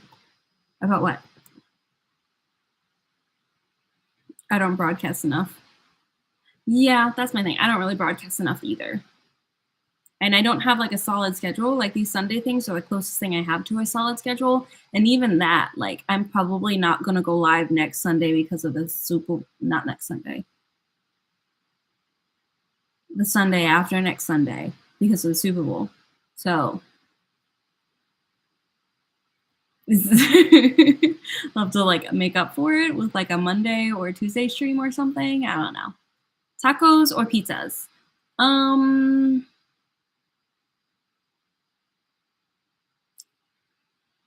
hmm, I would go with pizza because of the variety. Tacos, I think it's easier to mess up tacos than it is pizza. I've had some really bad tacos, but even like bad pizzas aren't that bad. Like I could eat a bad pizza, but I can't eat a bad taco. Does that make sense? So I'll go with pizza.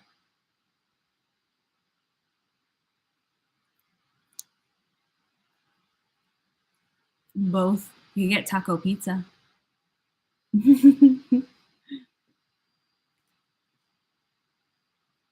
I heard the or average Super Bowl ticket is 5,000. That is crazy. That is insane. I don't have $5,000 to be spending on that. No separate. A taco and a pizza. Crazy. Well, everything is expensive. I was thinking that I need to find a K-pop friend. It's so hard to make friends as an adult. Like, how do I just meet people? I don't go to school, so it's not like I can just meet people in class and talk to them. There's no place that I go every day consistently to like meet people and start up a conversation except for work. So, like, how do you make friends? Because I need a K-pop friend. I need someone who'd be willing to spend an absurd amount of money on a ticket to go see a K-pop concert with me. That's what I need. Because now I don't have anybody to do that with. And they need to be my age because when I go there, it's gonna be a bunch of like teenagers, and I'm gonna be like the only adult. And I like need another adult friend to go with me to equally fangirl, but like it's okay because we're adults.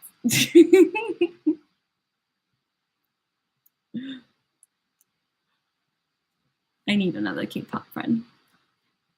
I don't have any. Da, da, da, da.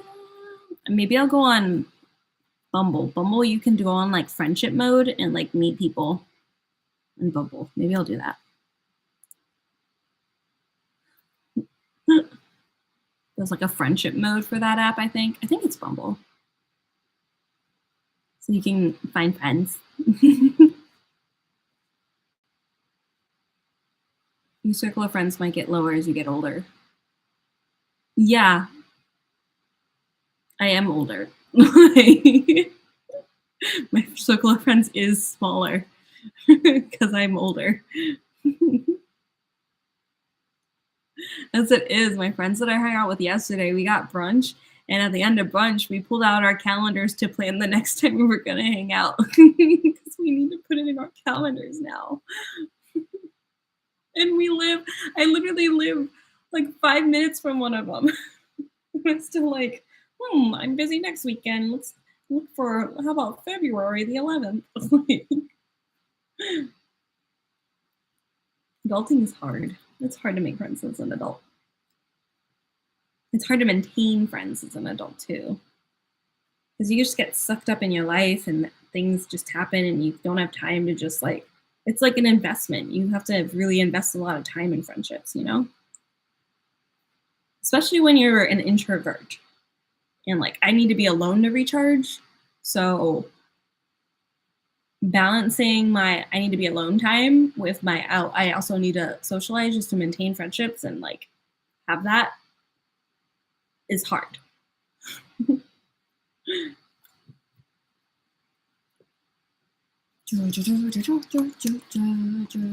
all my friends are also pretty introverted. I need an extrovert friend. I need a friend that's just gonna be like, "Hey, I'm going out to dinner. Want to come?" Like, oh, okay. I need one of those. Can you guys hear that?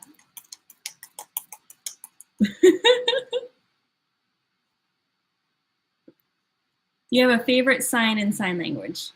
Everyone do it with me. Ready, ready? My favorite sign in sign language is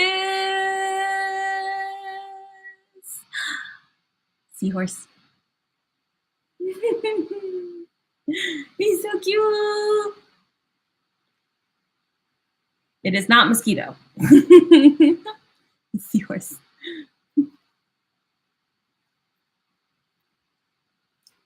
I can be your extrovert friend. You have to be here. I need a friend here. I need someone to go to concerts with. You guys already are my friends on you now. I need like friends here. That's why I might go on like a Bumble app because it's location based. It's like make a friend. Need someone to listen to K-pop with me. Whenever a new music video comes out and I'm like freaking out watching it, I need someone I can send it to and they will equally freak out with me. You know? I need that.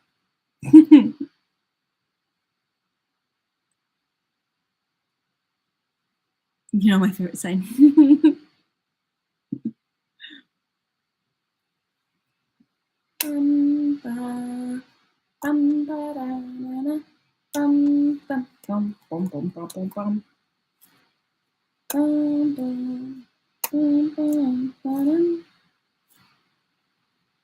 I would love to make a living on YouTube, but at the same time, I don't like working alone like most do. Yeah, YouTube is a lot of working alone. Unless you have a ton of money to invest like front forward to like have a team and like make a crazy thing.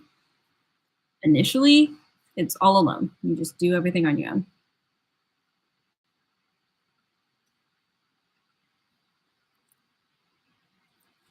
As an extroverted introvert, I crave social interaction and connection, even though people drain me of energy. That's a lot. I do not crave social interaction. I crave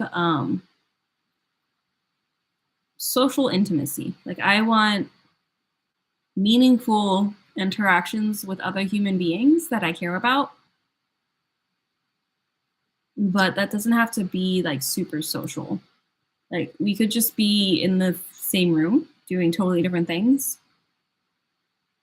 That's cool. I'm cool with that. Like, if you just wanted to like come over and I'm just gonna be like playing video games and you're gonna be like on your phone or something, like I'm cool with that.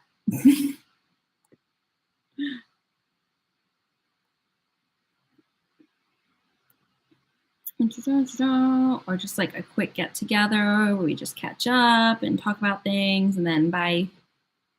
That's cool. I'm cool with that.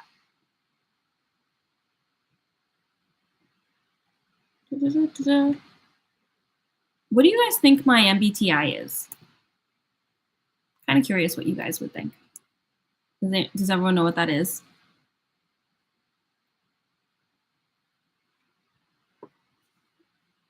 So I can read them to you if you want.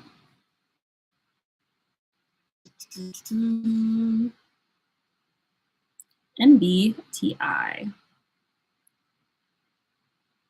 Okay.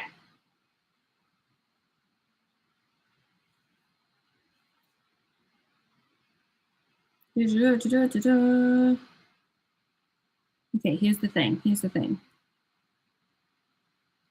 Okay, let me just put this on the screen so you guys can see it. Hold on.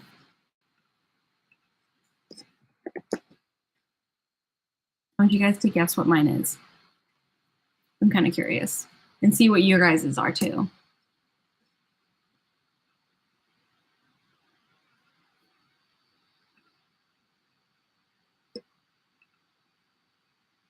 Okay, here's a good picture. Let's do this one. What is your Hogwarts house? Guess. I'm kind of curious what you would guess.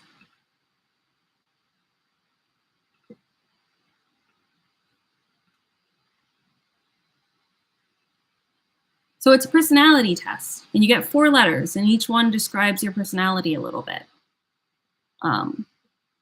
So the different letters, like the first one is extrovert or introvert. You're either an E and an I, E or an I. Second one is sensing or intuition.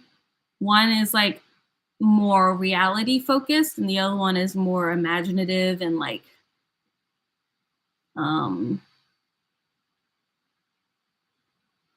I don't know, like someone who sets realistic goals versus someone who's more like idealistic. You know, realist versus idealist kind of thing.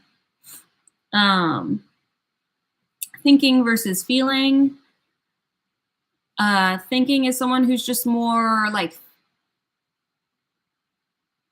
factual, reasonable, level-headed. Feeling is someone who's pretty emotion heavy, someone who's pretty focused on emotional aspects of situations.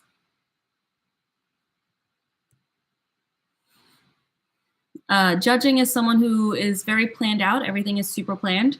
And perceiving is someone who's definitely a little bit more flexible. Like deadlines are flexible, plans are flexible. You kind of just improvise as you go, more go with the flow kind of person.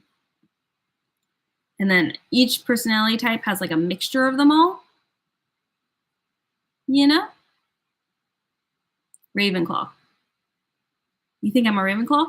I am a Ravenclaw. Good guess, guys.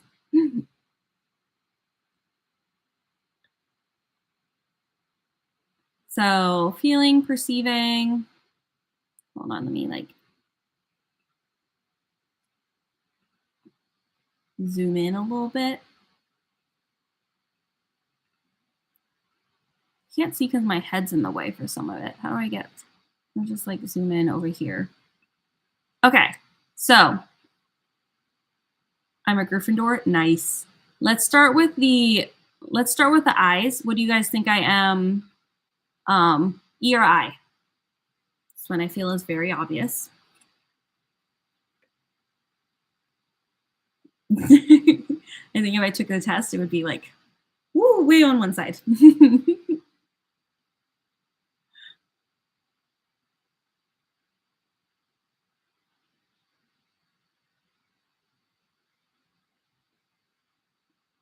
Yes, I am definitely an I. I agree.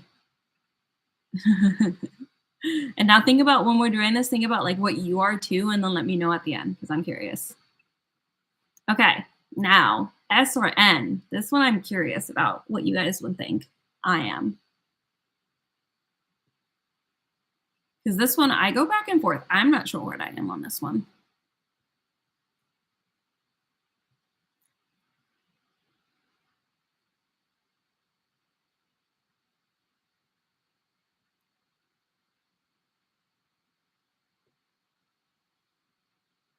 What are your thoughts about the weather? Like the weather right now, or weather as a general concept? What are we talking? My thoughts about the weather. I like it when it's just slightly chilly outside. That's my favorite weather.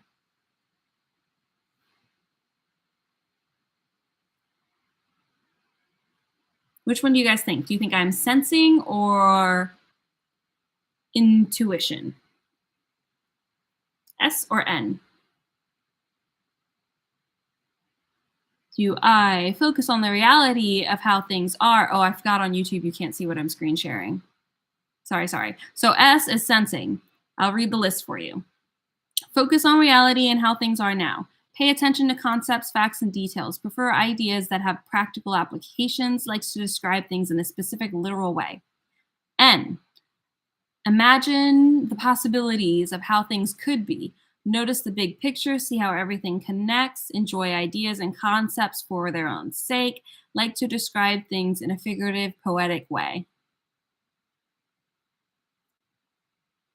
Do you think I'm more of an S, more factual, straightforward, or more of an N, more figurative and poetic? What do you guys see me as? N. Oh, I got one N. Thank you for inviting your friends, Kim K. Ooh, I got one S. Okay.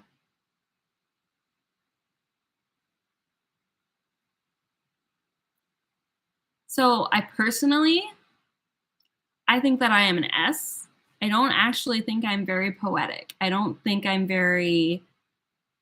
think I'm more factual than not.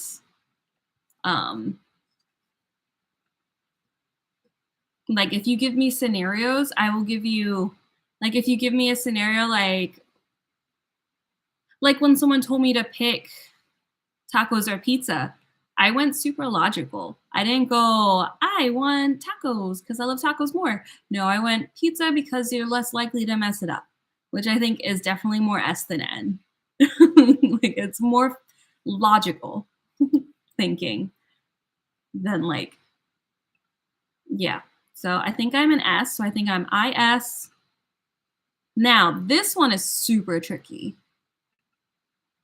So there's T or F. T is thinking, F is feeling.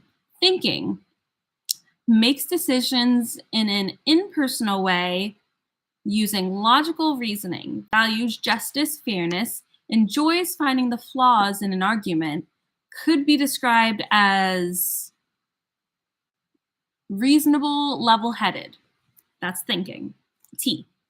F is bases your decisions on personal values and how your actions affect others.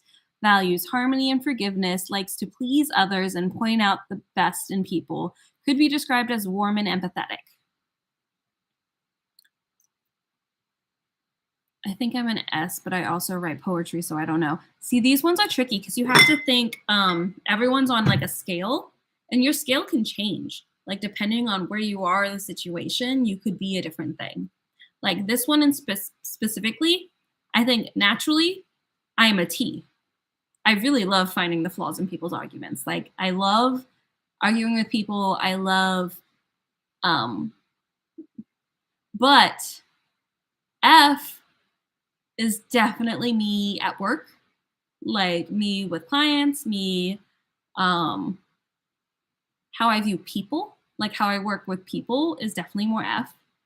It's definitely more empathetic and understanding the big picture, focusing on harmony. At work, I'm an F. But I think if I'm like with my family, I think I'm both. I think I'm like really smack in the middle here. So I have no idea what I would be if I took a test. I think this one I really could be either one. Because I do think I can be very compassionate, but I also think I can be very petty and unforgiving. So I can be pretty focused on getting like fairness and justice rather than like, oh, it's fine. Like, I think I'm, yeah. And I really do love to find arguments and flaws in arguments. Like, I love arguing with people. Even if I don't agree with what I'm saying, I just like being the devil's advocate just to hear what someone reply would be to that argument, you know? To fully flesh it all out. I think I'm an F. Okay, and you said you think I'm an F too. Okay, so that would be, for me, it would be an I. What was the second one? I N F. Now, the last one. This one also throws me off completely. Depending on where I am, I'm the opposite. Oh, you can't really see it, so I'll read it out loud. So J is judging. J is prefers to have matters settled, thinks rules and deadlines should be respected, prefers to have detailed step-by-step instruction, makes plans, wants to know what they're getting into, J. P prefers to leave options open, sees rules as deadlines as flexible, likes to improvise and make things up as you go, are spontaneous, enjoys surprises, new situations. P. So, I love lists. I love having things written out and a plan when I need to get things done. J. But at work, I don't plan anything. My sessions with clients are always improvised, almost exclusively. I very rarely plan anything. I am super improvisational. I am like, I go in and read the vibe of my client and go from there and just kind of make things happen. I very rarely plan anything. I also love to leave my options open. Like, I didn't know what I was going to do for this live stream. I just went live. And I was like, we'll find out. Now I'm doing an MBTI test. Like, I didn't plan that. I just do it. I just do things and see where it goes. Can you see this comment? Yes, I can, Furby. Hi. I think I'm an F, not F for me. No, F for me. Okay. I don't know what I am. I think I would go with F for me. And honestly, I think in most places, I think I would be a P, except for at home. I think when it comes to wellness practices, I'm a J. When it comes to like keeping things clean and organized, having my space a certain way, making sure I don't like when people show up uninvited. If I am in my me time, like if I am in my introvert state and I am recharging, if anything happens that is unplanned in that time, I hate it. So, when I am introvert state alone time, J, hard J. Like I want my space to be clean and organized. I don't want anyone to bothering me. Like I am in my own space right now. Yeah, at work, when I'm socializing, when I'm already in the social environments, when I'm already around other people, total P. I don't plan anything. I hate planning things for those kinds of events. I very rarely plan things out with my friends. We kind of just go places and do things like last minute happens all the time and I'm just go with it. It's fun. So it always ends up being fun. So I just kind of go with things. Um, yeah. So I think I am both of these. I think to other people, I would seem like a P, except for to people that I live with. If I live with people, they would think I was a J. So I don't know what I would be if I took a test. So I really don't know. I think I'm in the middle for most of these. Hi, Zendaya. Welcome back. I think I'm a P. Thank you. I used your How Far I'll Go ASL for my pageant and I won. Nice. Congratulations on winning.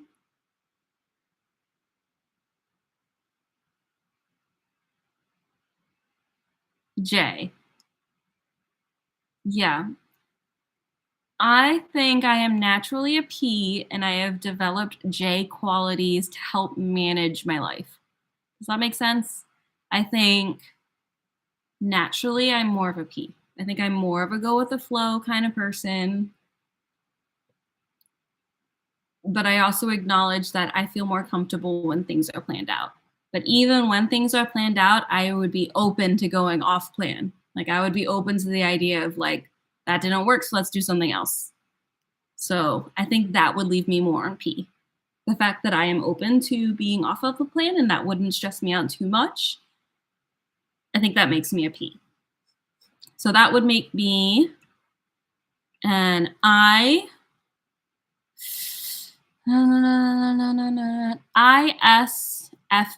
ISFP. Let me read what ISFP is. Gentle, sensitive, nurturing, helpful, flexible, realistic, seek to create personal environments that is both beautiful and practical. Yeah, that sounds like me. I think that makes sense. Okay, what are you guys? What do you think you are? What is your love life? What is your manifested love life? I don't need to manifest my love life. It already exists. I have a boyfriend and he will become my fiance eventually. So ESFP, let's read it. ESFP.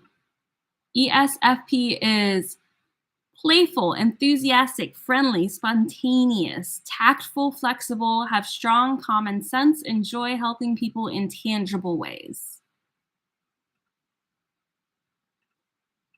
Sound like you? ISFP. That's the same as me. It's the same as me. We're the same.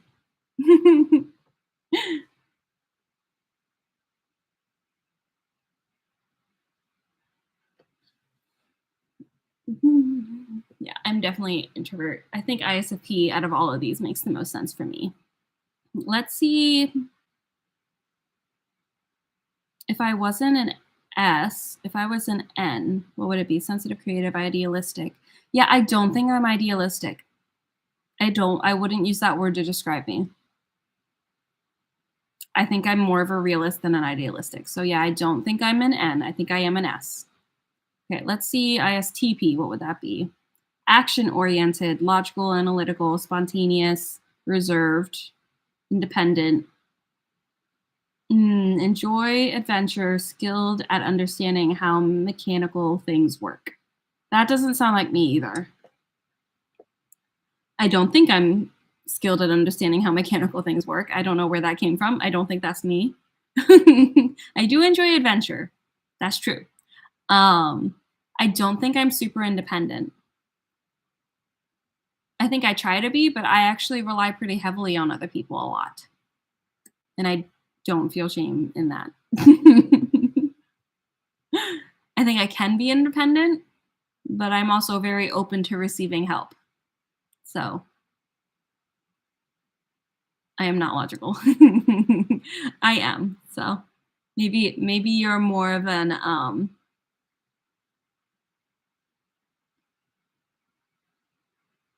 maybe you're more of an INFP.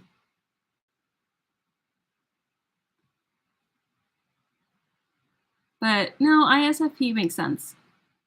It's the T that doesn't. So yeah, I think I'm an ISFP for sure. There's nothing wrong with that. Yeah, I don't think so either.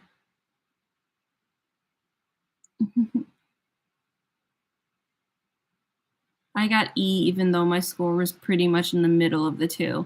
Oh, so you're an extrovert, but like barely. What are your other letters? Is it ESTJ, ESFJ, ENFJ, ENTJ? Or ENFP, ESTP, ENFP, ENTP? Those are the options.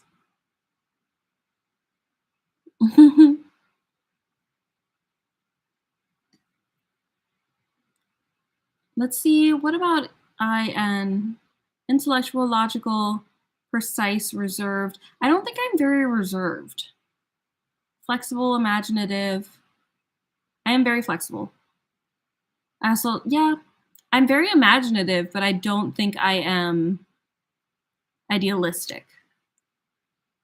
Original thinker who enjoys speculation and creative problem solving. Yeah, I don't think that's me. I really do think I'm an ISFP. That one's the one. Ooh, let's try ISFJ because J is like what I am when I'm at home.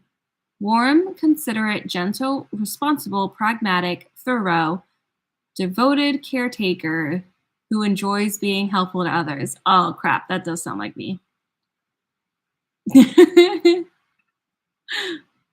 Okay. Which one do you think sounds more like me? ISFP or ISFJ? Which one sounds more like me? Probably S. Okay, so you'd be ES. Would you be T or F? And would you be P or J? Are you more thinking or feeling? And are you more scheduled and structured or more spontaneous? What does logical mean? Logical just means like if you're put in a situation. Okay, I think about it like this. If someone tells you, I'm sick, would you reply with, oh, did you take medicine? Did you go to the doctor? Like, what do you have? Or would you reply with, oh, I'm so sorry to hear that. How are you feeling? Are you okay? One is feeling based. The other one is thinking based. One is very logical response. Like you want to know, what do you have? Have you taken care of yourself? Do you need to go to the doctor? Like you're thinking logically, what's the next step to help this person? The other one is thinking empathetically, like, oh, that probably sucks. You probably don't feel well. I hope you feel better. Like you're just thinking about the feelings associated with it. So to me, that is the difference between T and F. No, that is the difference between no, yeah, T and F. That's T and F. Okay, I'm not logical. I think I used to be. I think I used to be very logical, and I became more feeling based as I started working as a therapist. What caused you to get into ASL? I enjoyed the language and wanted to sign to my deaf friend in high school. I just joined a club and really liked it. I'm the one who said mashed potatoes are fake potatoes. What? I love that you're making people think about themselves and their personality. It's interesting to really think about who you are and how you respond to things. It helps you socialize with other people as well, knowing if like someone doesn't like you, if you just don't get along with someone, it could be because they're very T thinking and you're very F thinking. So like when you want empathy, you're like seeking out like someone asking how you feel and stuff, but they're just giving you solutions and that bothers you and you don't know why. That's why. It's a clash in personality. That's not your personality. What you're seeking is just not natural to them. So it's not a good fit socially. I guess S because it felt super Ravenclaw-like. And you said you are a Ravenclaw. S, okay.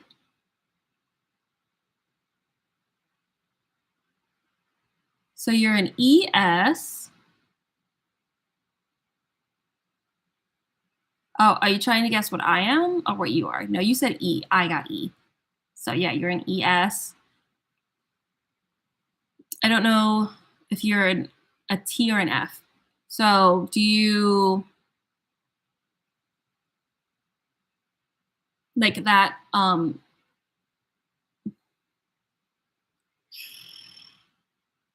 If someone came to you crying, what's the first thing you would say? If someone came to you crying, what's the first thing you would say to them? That'll tell you if you're a T or an F.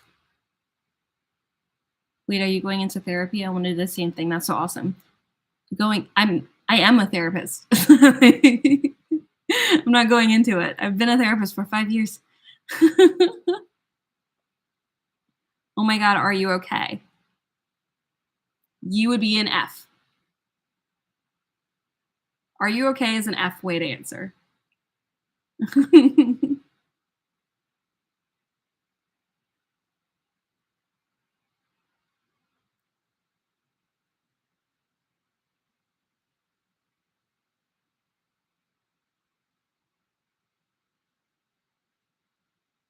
The T way to answer would be what happened? What's wrong? Like you would be asking about the situation that made them cry, not about the fact that they're crying, not about them. You'd be asking about what made it happen. It's the logical perspective. Like you want to know what caused this so you can think of a solution rather than asking, are you okay? Like, how is your being? Like, out of concern for the person, like the whole person, you know? That is more empathetic. You're thinking feelings. So that is F. I'm guessing J, I'm both. For J and P, J is the more like structured, like you prefer to have plans made out. You don't like when things don't go according to plan. Like you're more structured and yeah.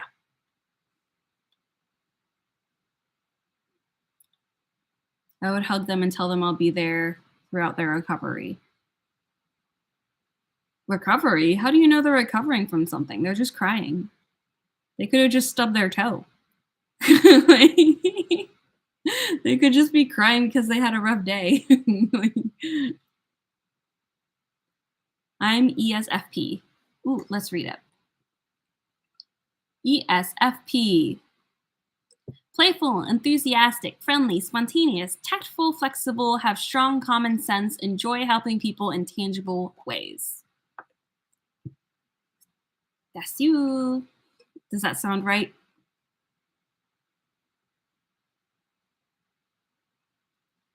And if you would be an ES for Emily, ES. Oh, you didn't answer the are you okay thing. So could be T or F. And then a J. ES.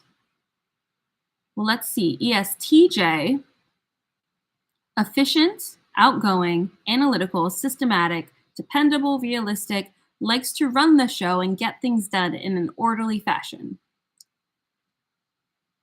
ESFJ, friendly, outgoing, reliable, conscientious, organized, practical, seeks to be helpful and please others, enjoys being active and productive.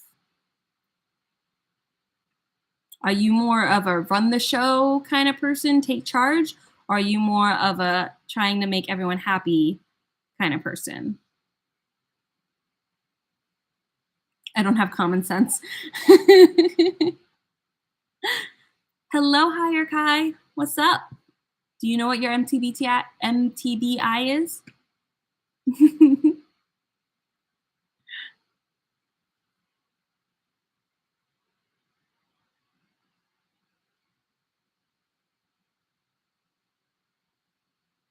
Na, na, na, na, na, na. Hi, Shyler. What's up? So mine is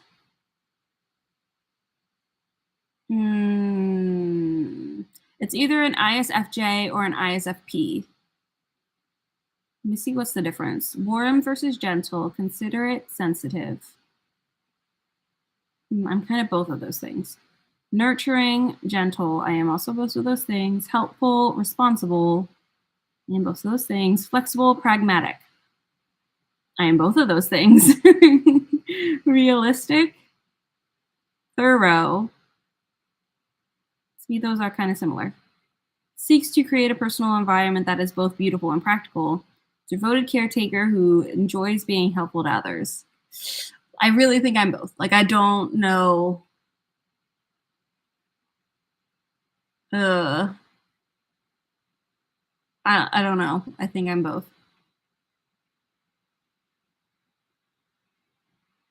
Yeah, I think I'm literally both ISFJ and ISFP. Just depending on the time of day and who I'm with, it would change. But yeah, I think I'm both of those.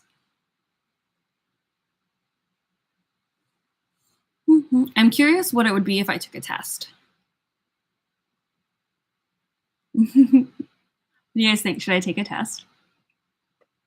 Would you take it with me? I'll link you at, I'll like put the link in the chat. Would you guys take the test with me?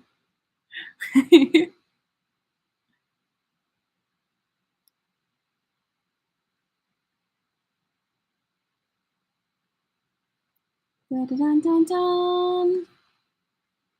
Yes, you would take the test with me? Oh, okay. Free personality test, 16 personalities. 1, 2, 3, 4, 5, 6, 7, 8, 9, 10, 11, 12, 13, 14. Is this the MBT? Yes, it is. Myers-Briggs.org. Does the Myers-Briggs.org website have the test? I assume it does. Instrument consult my MBT results. Learning about your type. How do I take the test? Books, articles, position using my type professionally. Types in everyday life.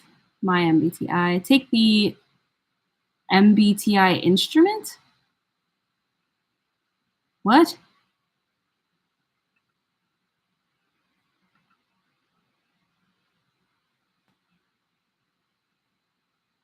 What does it even mean? How do I take that? How do I take the personal? Wait, what? Okay, does anyone know where there's a test? How do I take this test? Someone find it for me. Bye, Zendaya. See you next time.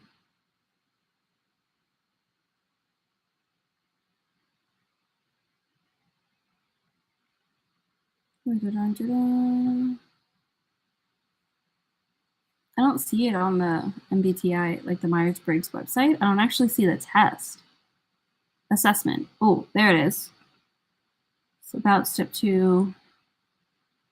Take the MBTI online.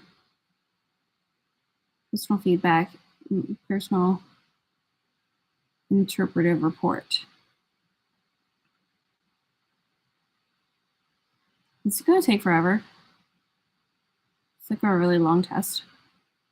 Oh, this isn't actually a test. It's like a whole report on how it works. Ugh, that's not what I want. Yeah, this is like how to take classes to be trained on this. I just want to take a quick test. Why is that so hard to find?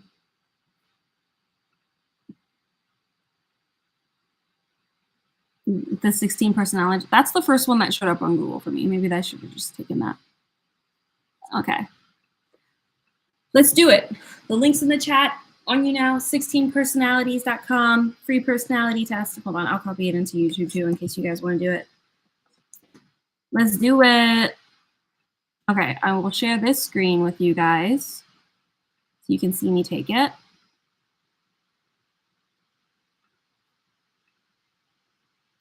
All right, let's see what I get. You regularly make new friends. Disagree. I shouldn't say never, like I have made new friends, so I'll put it there.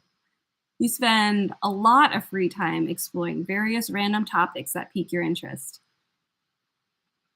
I wouldn't say I'm not like doing it every day, but I do that a lot. I do that a lot, yeah. Seeing other people cry can easily make you feel like you want to cry. I feel like I used to be like very neutral here. I'm not anymore. I think I definitely, it does make me want to cry when I see people cry. But not all the time. It depends on who's crying and the situation. Because like sometimes I'm just like, why are you crying? So you often make a backup plan for your backup plan. Sometimes, not always. Sometimes I don't have a plan at all. So I'm going to say neutral.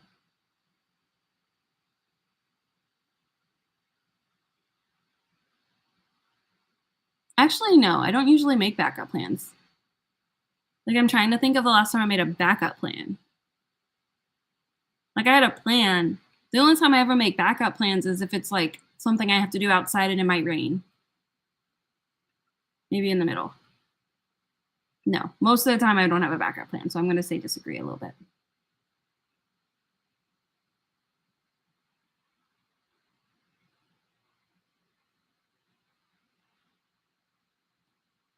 Good look on your chest. Thanks. Usually stay calm even under a lot of pressure. It depends on the type of pressure. But most of the time, yeah. But it just depends on the type of pressure. Like around little kids, I can be calm in chaos around a bunch of little kids. But if it's like a room full of adults yelling at me, I am not calm. I am freaking out. I don't like being yelled at. So, yeah, just depends. At social events, you rarely try to introduce yourself to new people and mostly talk to the ones you already know. Yeah. Yeah, I'd be nervous to introduce myself. It takes a lot of effort for me to introduce myself.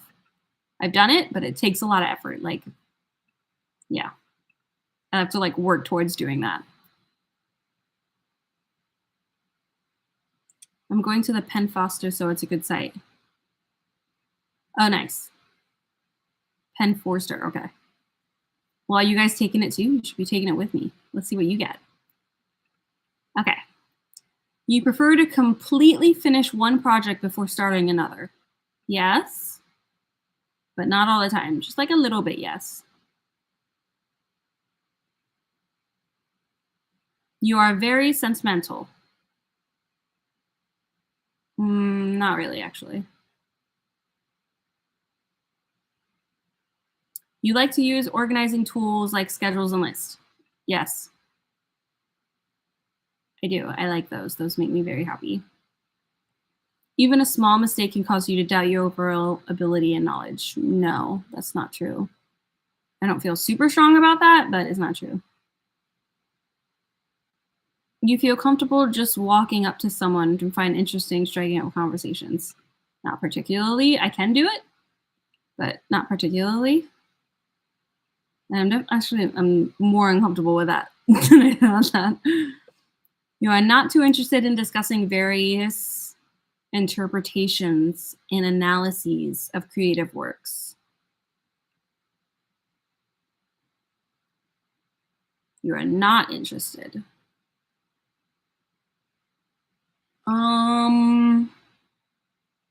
I like hearing people's interpretations of different things. I find that very interesting. So I would actually strongly disagree. You are more inclined to follow your head than your heart. Not always. There's some exceptions. You usually prefer just doing what you feel like at any given moment instead of planning a particular daily routine. Yeah. Yeah, I don't like planning daily routines. There's sometimes when I need to just to get tasks done that I don't do unless I plan them, but I don't prefer that. I prefer to just do whatever I want to do in the moment. You rarely worry about whether you make a good impression on people. That's not true at all. I worry about that a lot. You enjoy participating in group activities. Neutral. Sometimes, sometimes not. Neutral. You like books, movies that make you come up with your own interpretation of the ending. Neutral. Sometimes they're annoying. Like, have you guys seen Inception? Kind of annoying. The ending. Kind of annoying. I didn't hate it. I didn't dislike it. But it was kind of annoying. Your happiness comes more from helping others accomplish things than your own accomplishments. Yes, but I like my own accomplishments too. So I'm going to do. I think I do feel happier when I've helped someone accomplish something than I do when I've accomplished something myself, even though I still enjoy things that I accomplish myself. So I'm not going to totally agree, but I will agree a little bit. You are interested in so many things that you find it difficult to choose what to try next. Yes. That is an ongoing problem in my life. You're prone to worrying that things will take a turn for the worse. I do sometimes, but I wouldn't say I'm prone at all. In fact, I very rarely actually worry about things that I probably should worry about. Oops. You avoid leadership roles in group settings. Neutral. I don't avoid them. I have them sometimes. But I don't seek them out actively, except for in work I did, but that's because it was needed. Like if it wasn't needed, I probably wouldn't have done it. You are definitely not an artistic type of person. That's not true at all. I'm very artistic. Nope, just kidding. I am somewhat artistic. Because even when I draw and make music, I am copying somebody else's work. I am not creating it myself, though I am very creative musically, so I mostly disagree, but not completely. You think the world would be a better place if people relied more on rationality and less on feelings.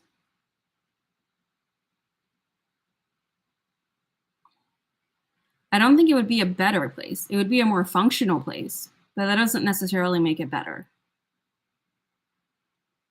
Just because everything is working doesn't mean everything is the best it could be. So, disagree.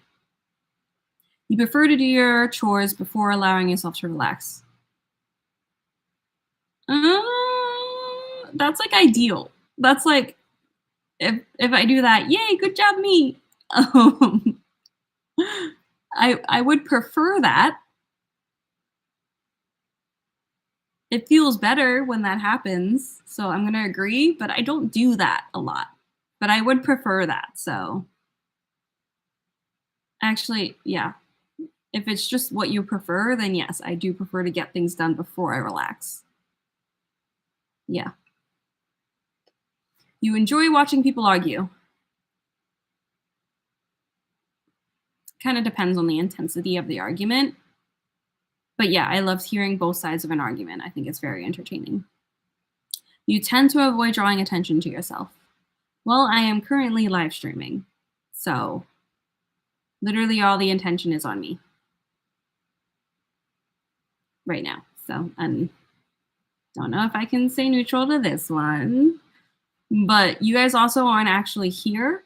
If you were, I would try to take the tension off of me. So like in person, yes. Virtually, no. Virtually, I love when the attention's on me. In person, I don't really want everyone staring at me. So I'm going to go neutral. Your mood can change very quickly.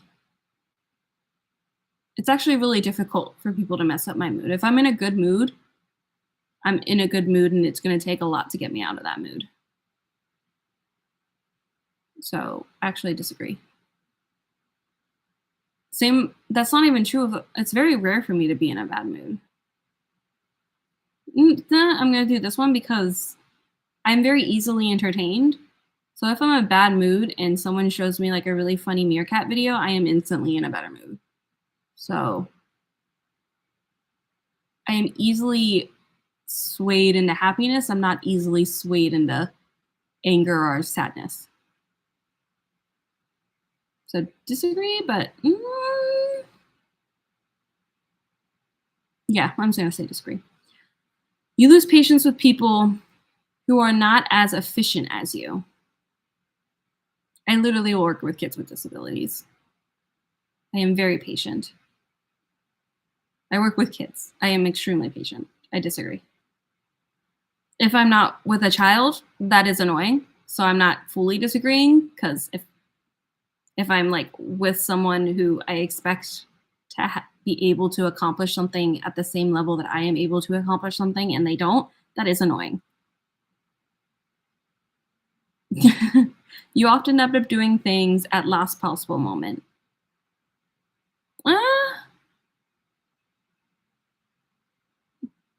Neutral.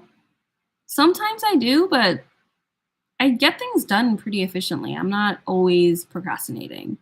I mean, I do procrastinate sometimes, but really not that often. Not with everything. So, and even if it's like even if it's like later than it should be, it's not last minute. You know, like I need to get an oil change and I'm probably going to do it this week, but I could have done it last week, but I'm probably going to do it this week. So it's later than it should be. Like I could have got it done sooner, but I'm also not waiting until my car's breaking down to do that, you know? So neutral. You've always been fascinated by questions of what, if anything, happens after death. Yeah, I have. It's a very interesting question. Next, usually prefer to be around others rather than on your own. I disagree, but I do like being around others sometimes. So not totally disagree, but I also really like being alone. You become bored or less interested when the discussion gets highly theoretical. No, I love theoretical conversations. Excuse me. You will have a good time to come in the bay. Wait, what?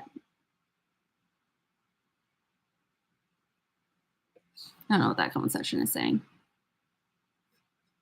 Anybody else want to take this test with me? Is it just me and you, Gabby? You find it easy to empathize with a person who is experiencing a very different thing from yours. Yeah, I do. I usually do, yeah. You usually postpone finalizing decisions for as long as possible. No, I like making decisions pretty quickly. I actually make them pretty quickly most of the time. You rarely second guess a choice that you have made.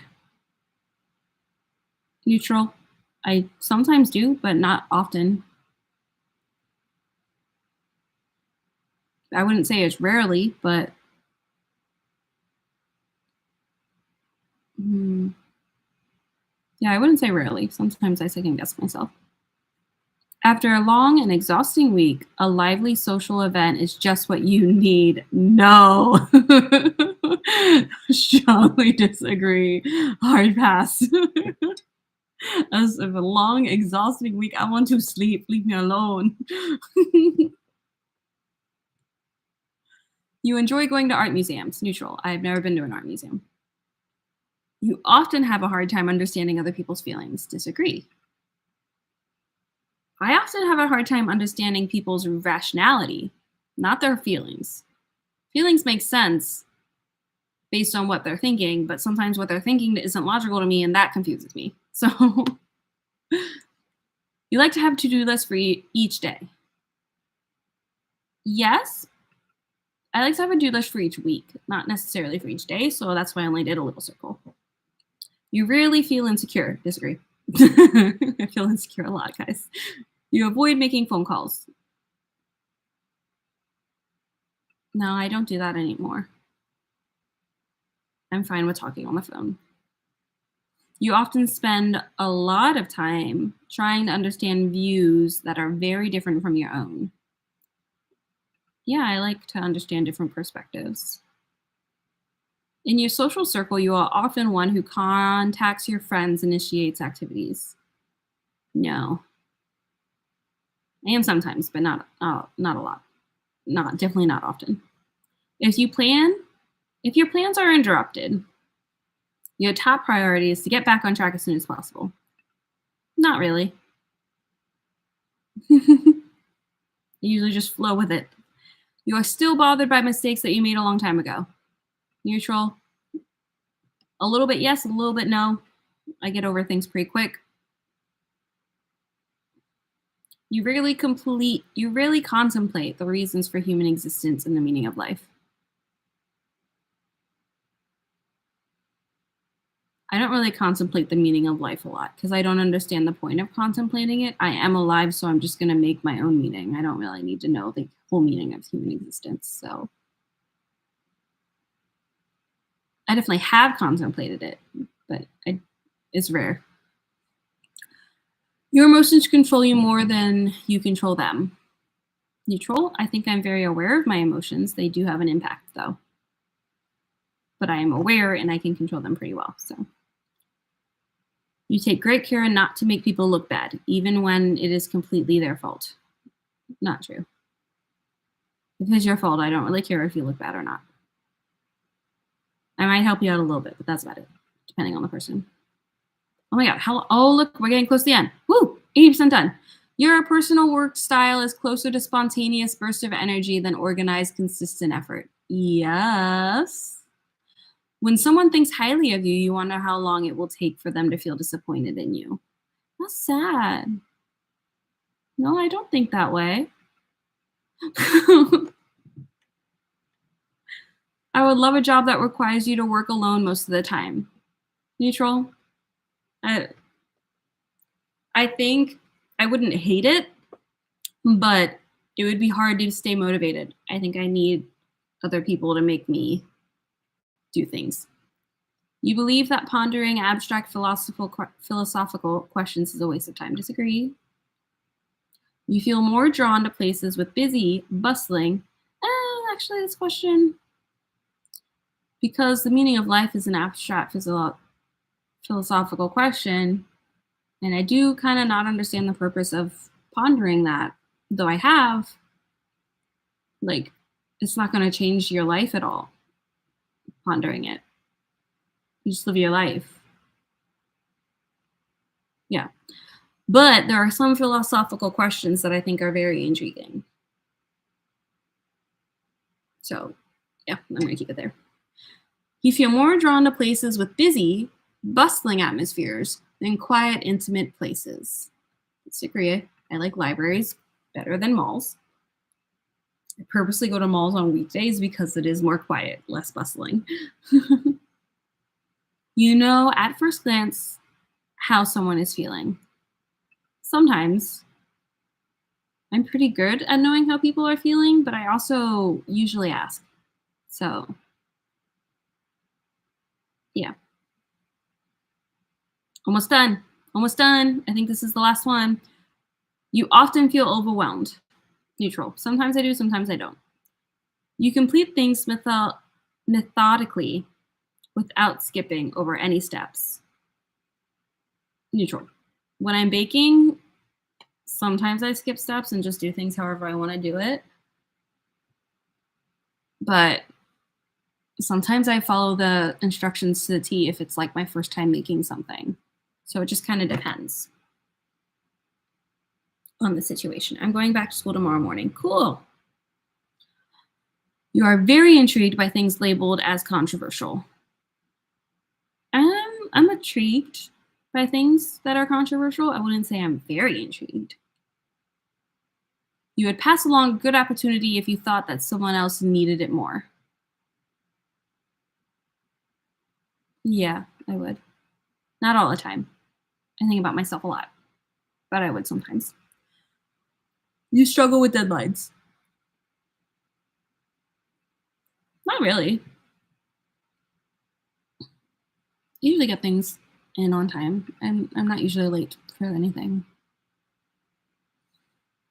I already finished it. Ooh, what did you get? I have one more question. You feel confident that things will work out for you? Yeah, I feel I'm pretty lucky. Select your gender. Don't know why that matters.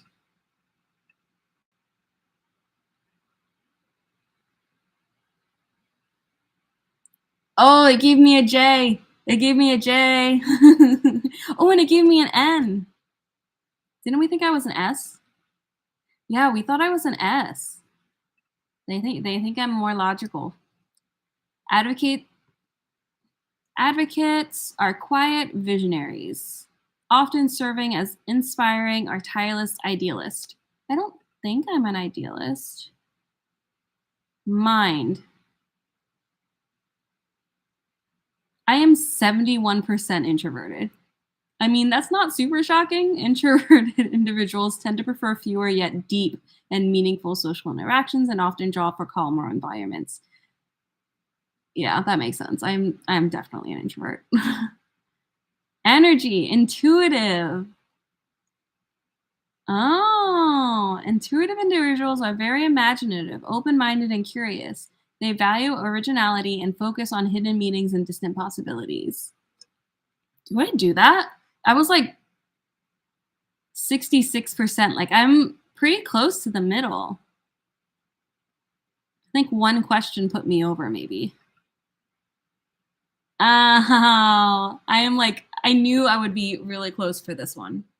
I knew between thinking and feeling I would be really close. I am 57% feeling. Just barely. Just barely enough. Feeling individuals value emotional expressions and sensitivity.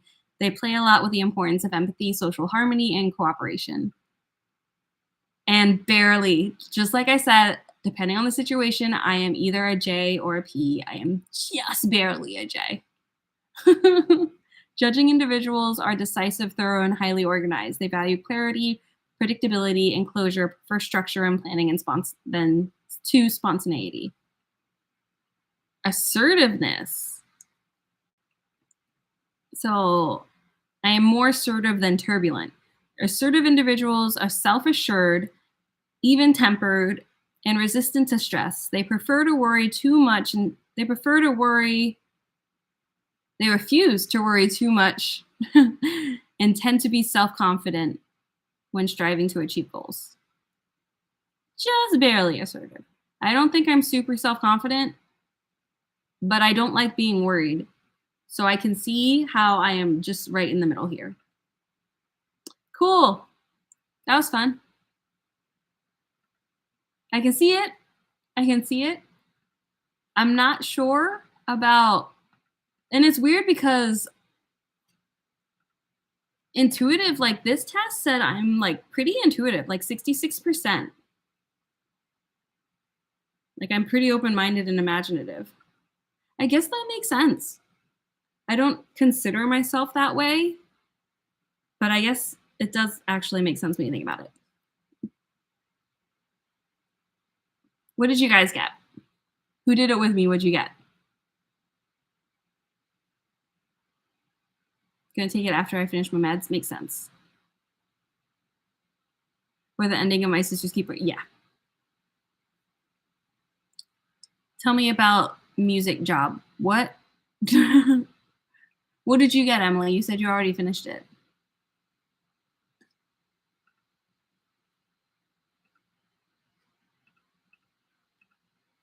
I am an A. INFJA. I swear I've gotten different ones when I've taken this.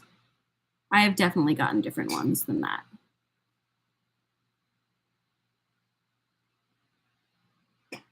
Oh, I have definitely got mediator. I have definitely gotten INFP, I've gotten that. For sure, I've gotten mediator.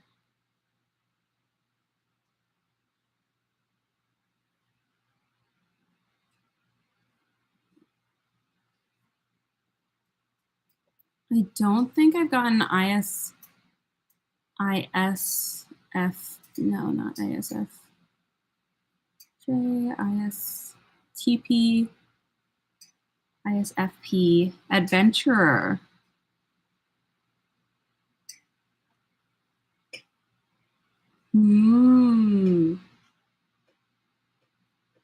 Yeah, I think it got me right. I don't think I am those things. Okay, cool. Tell me a joke. What? Leslie, you confuse me sometimes. Okay. Well, I'm probably going to get off now. I need to go live for another hour, so I'll be live tomorrow evening. Yeah, because I got to go live for like another hour before the end of the month, so I'll probably be live tomorrow evening.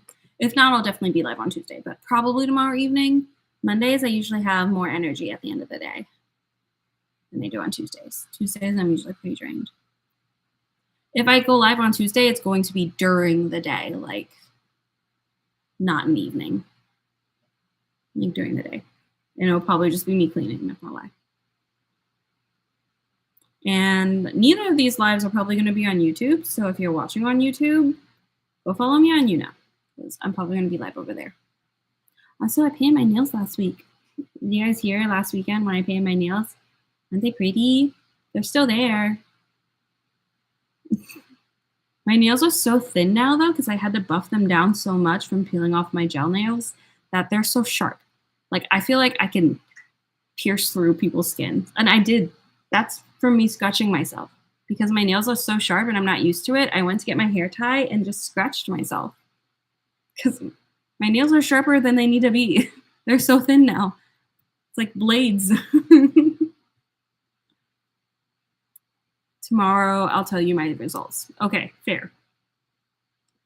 Are you still in the area? I don't know what that means. Okay, cool.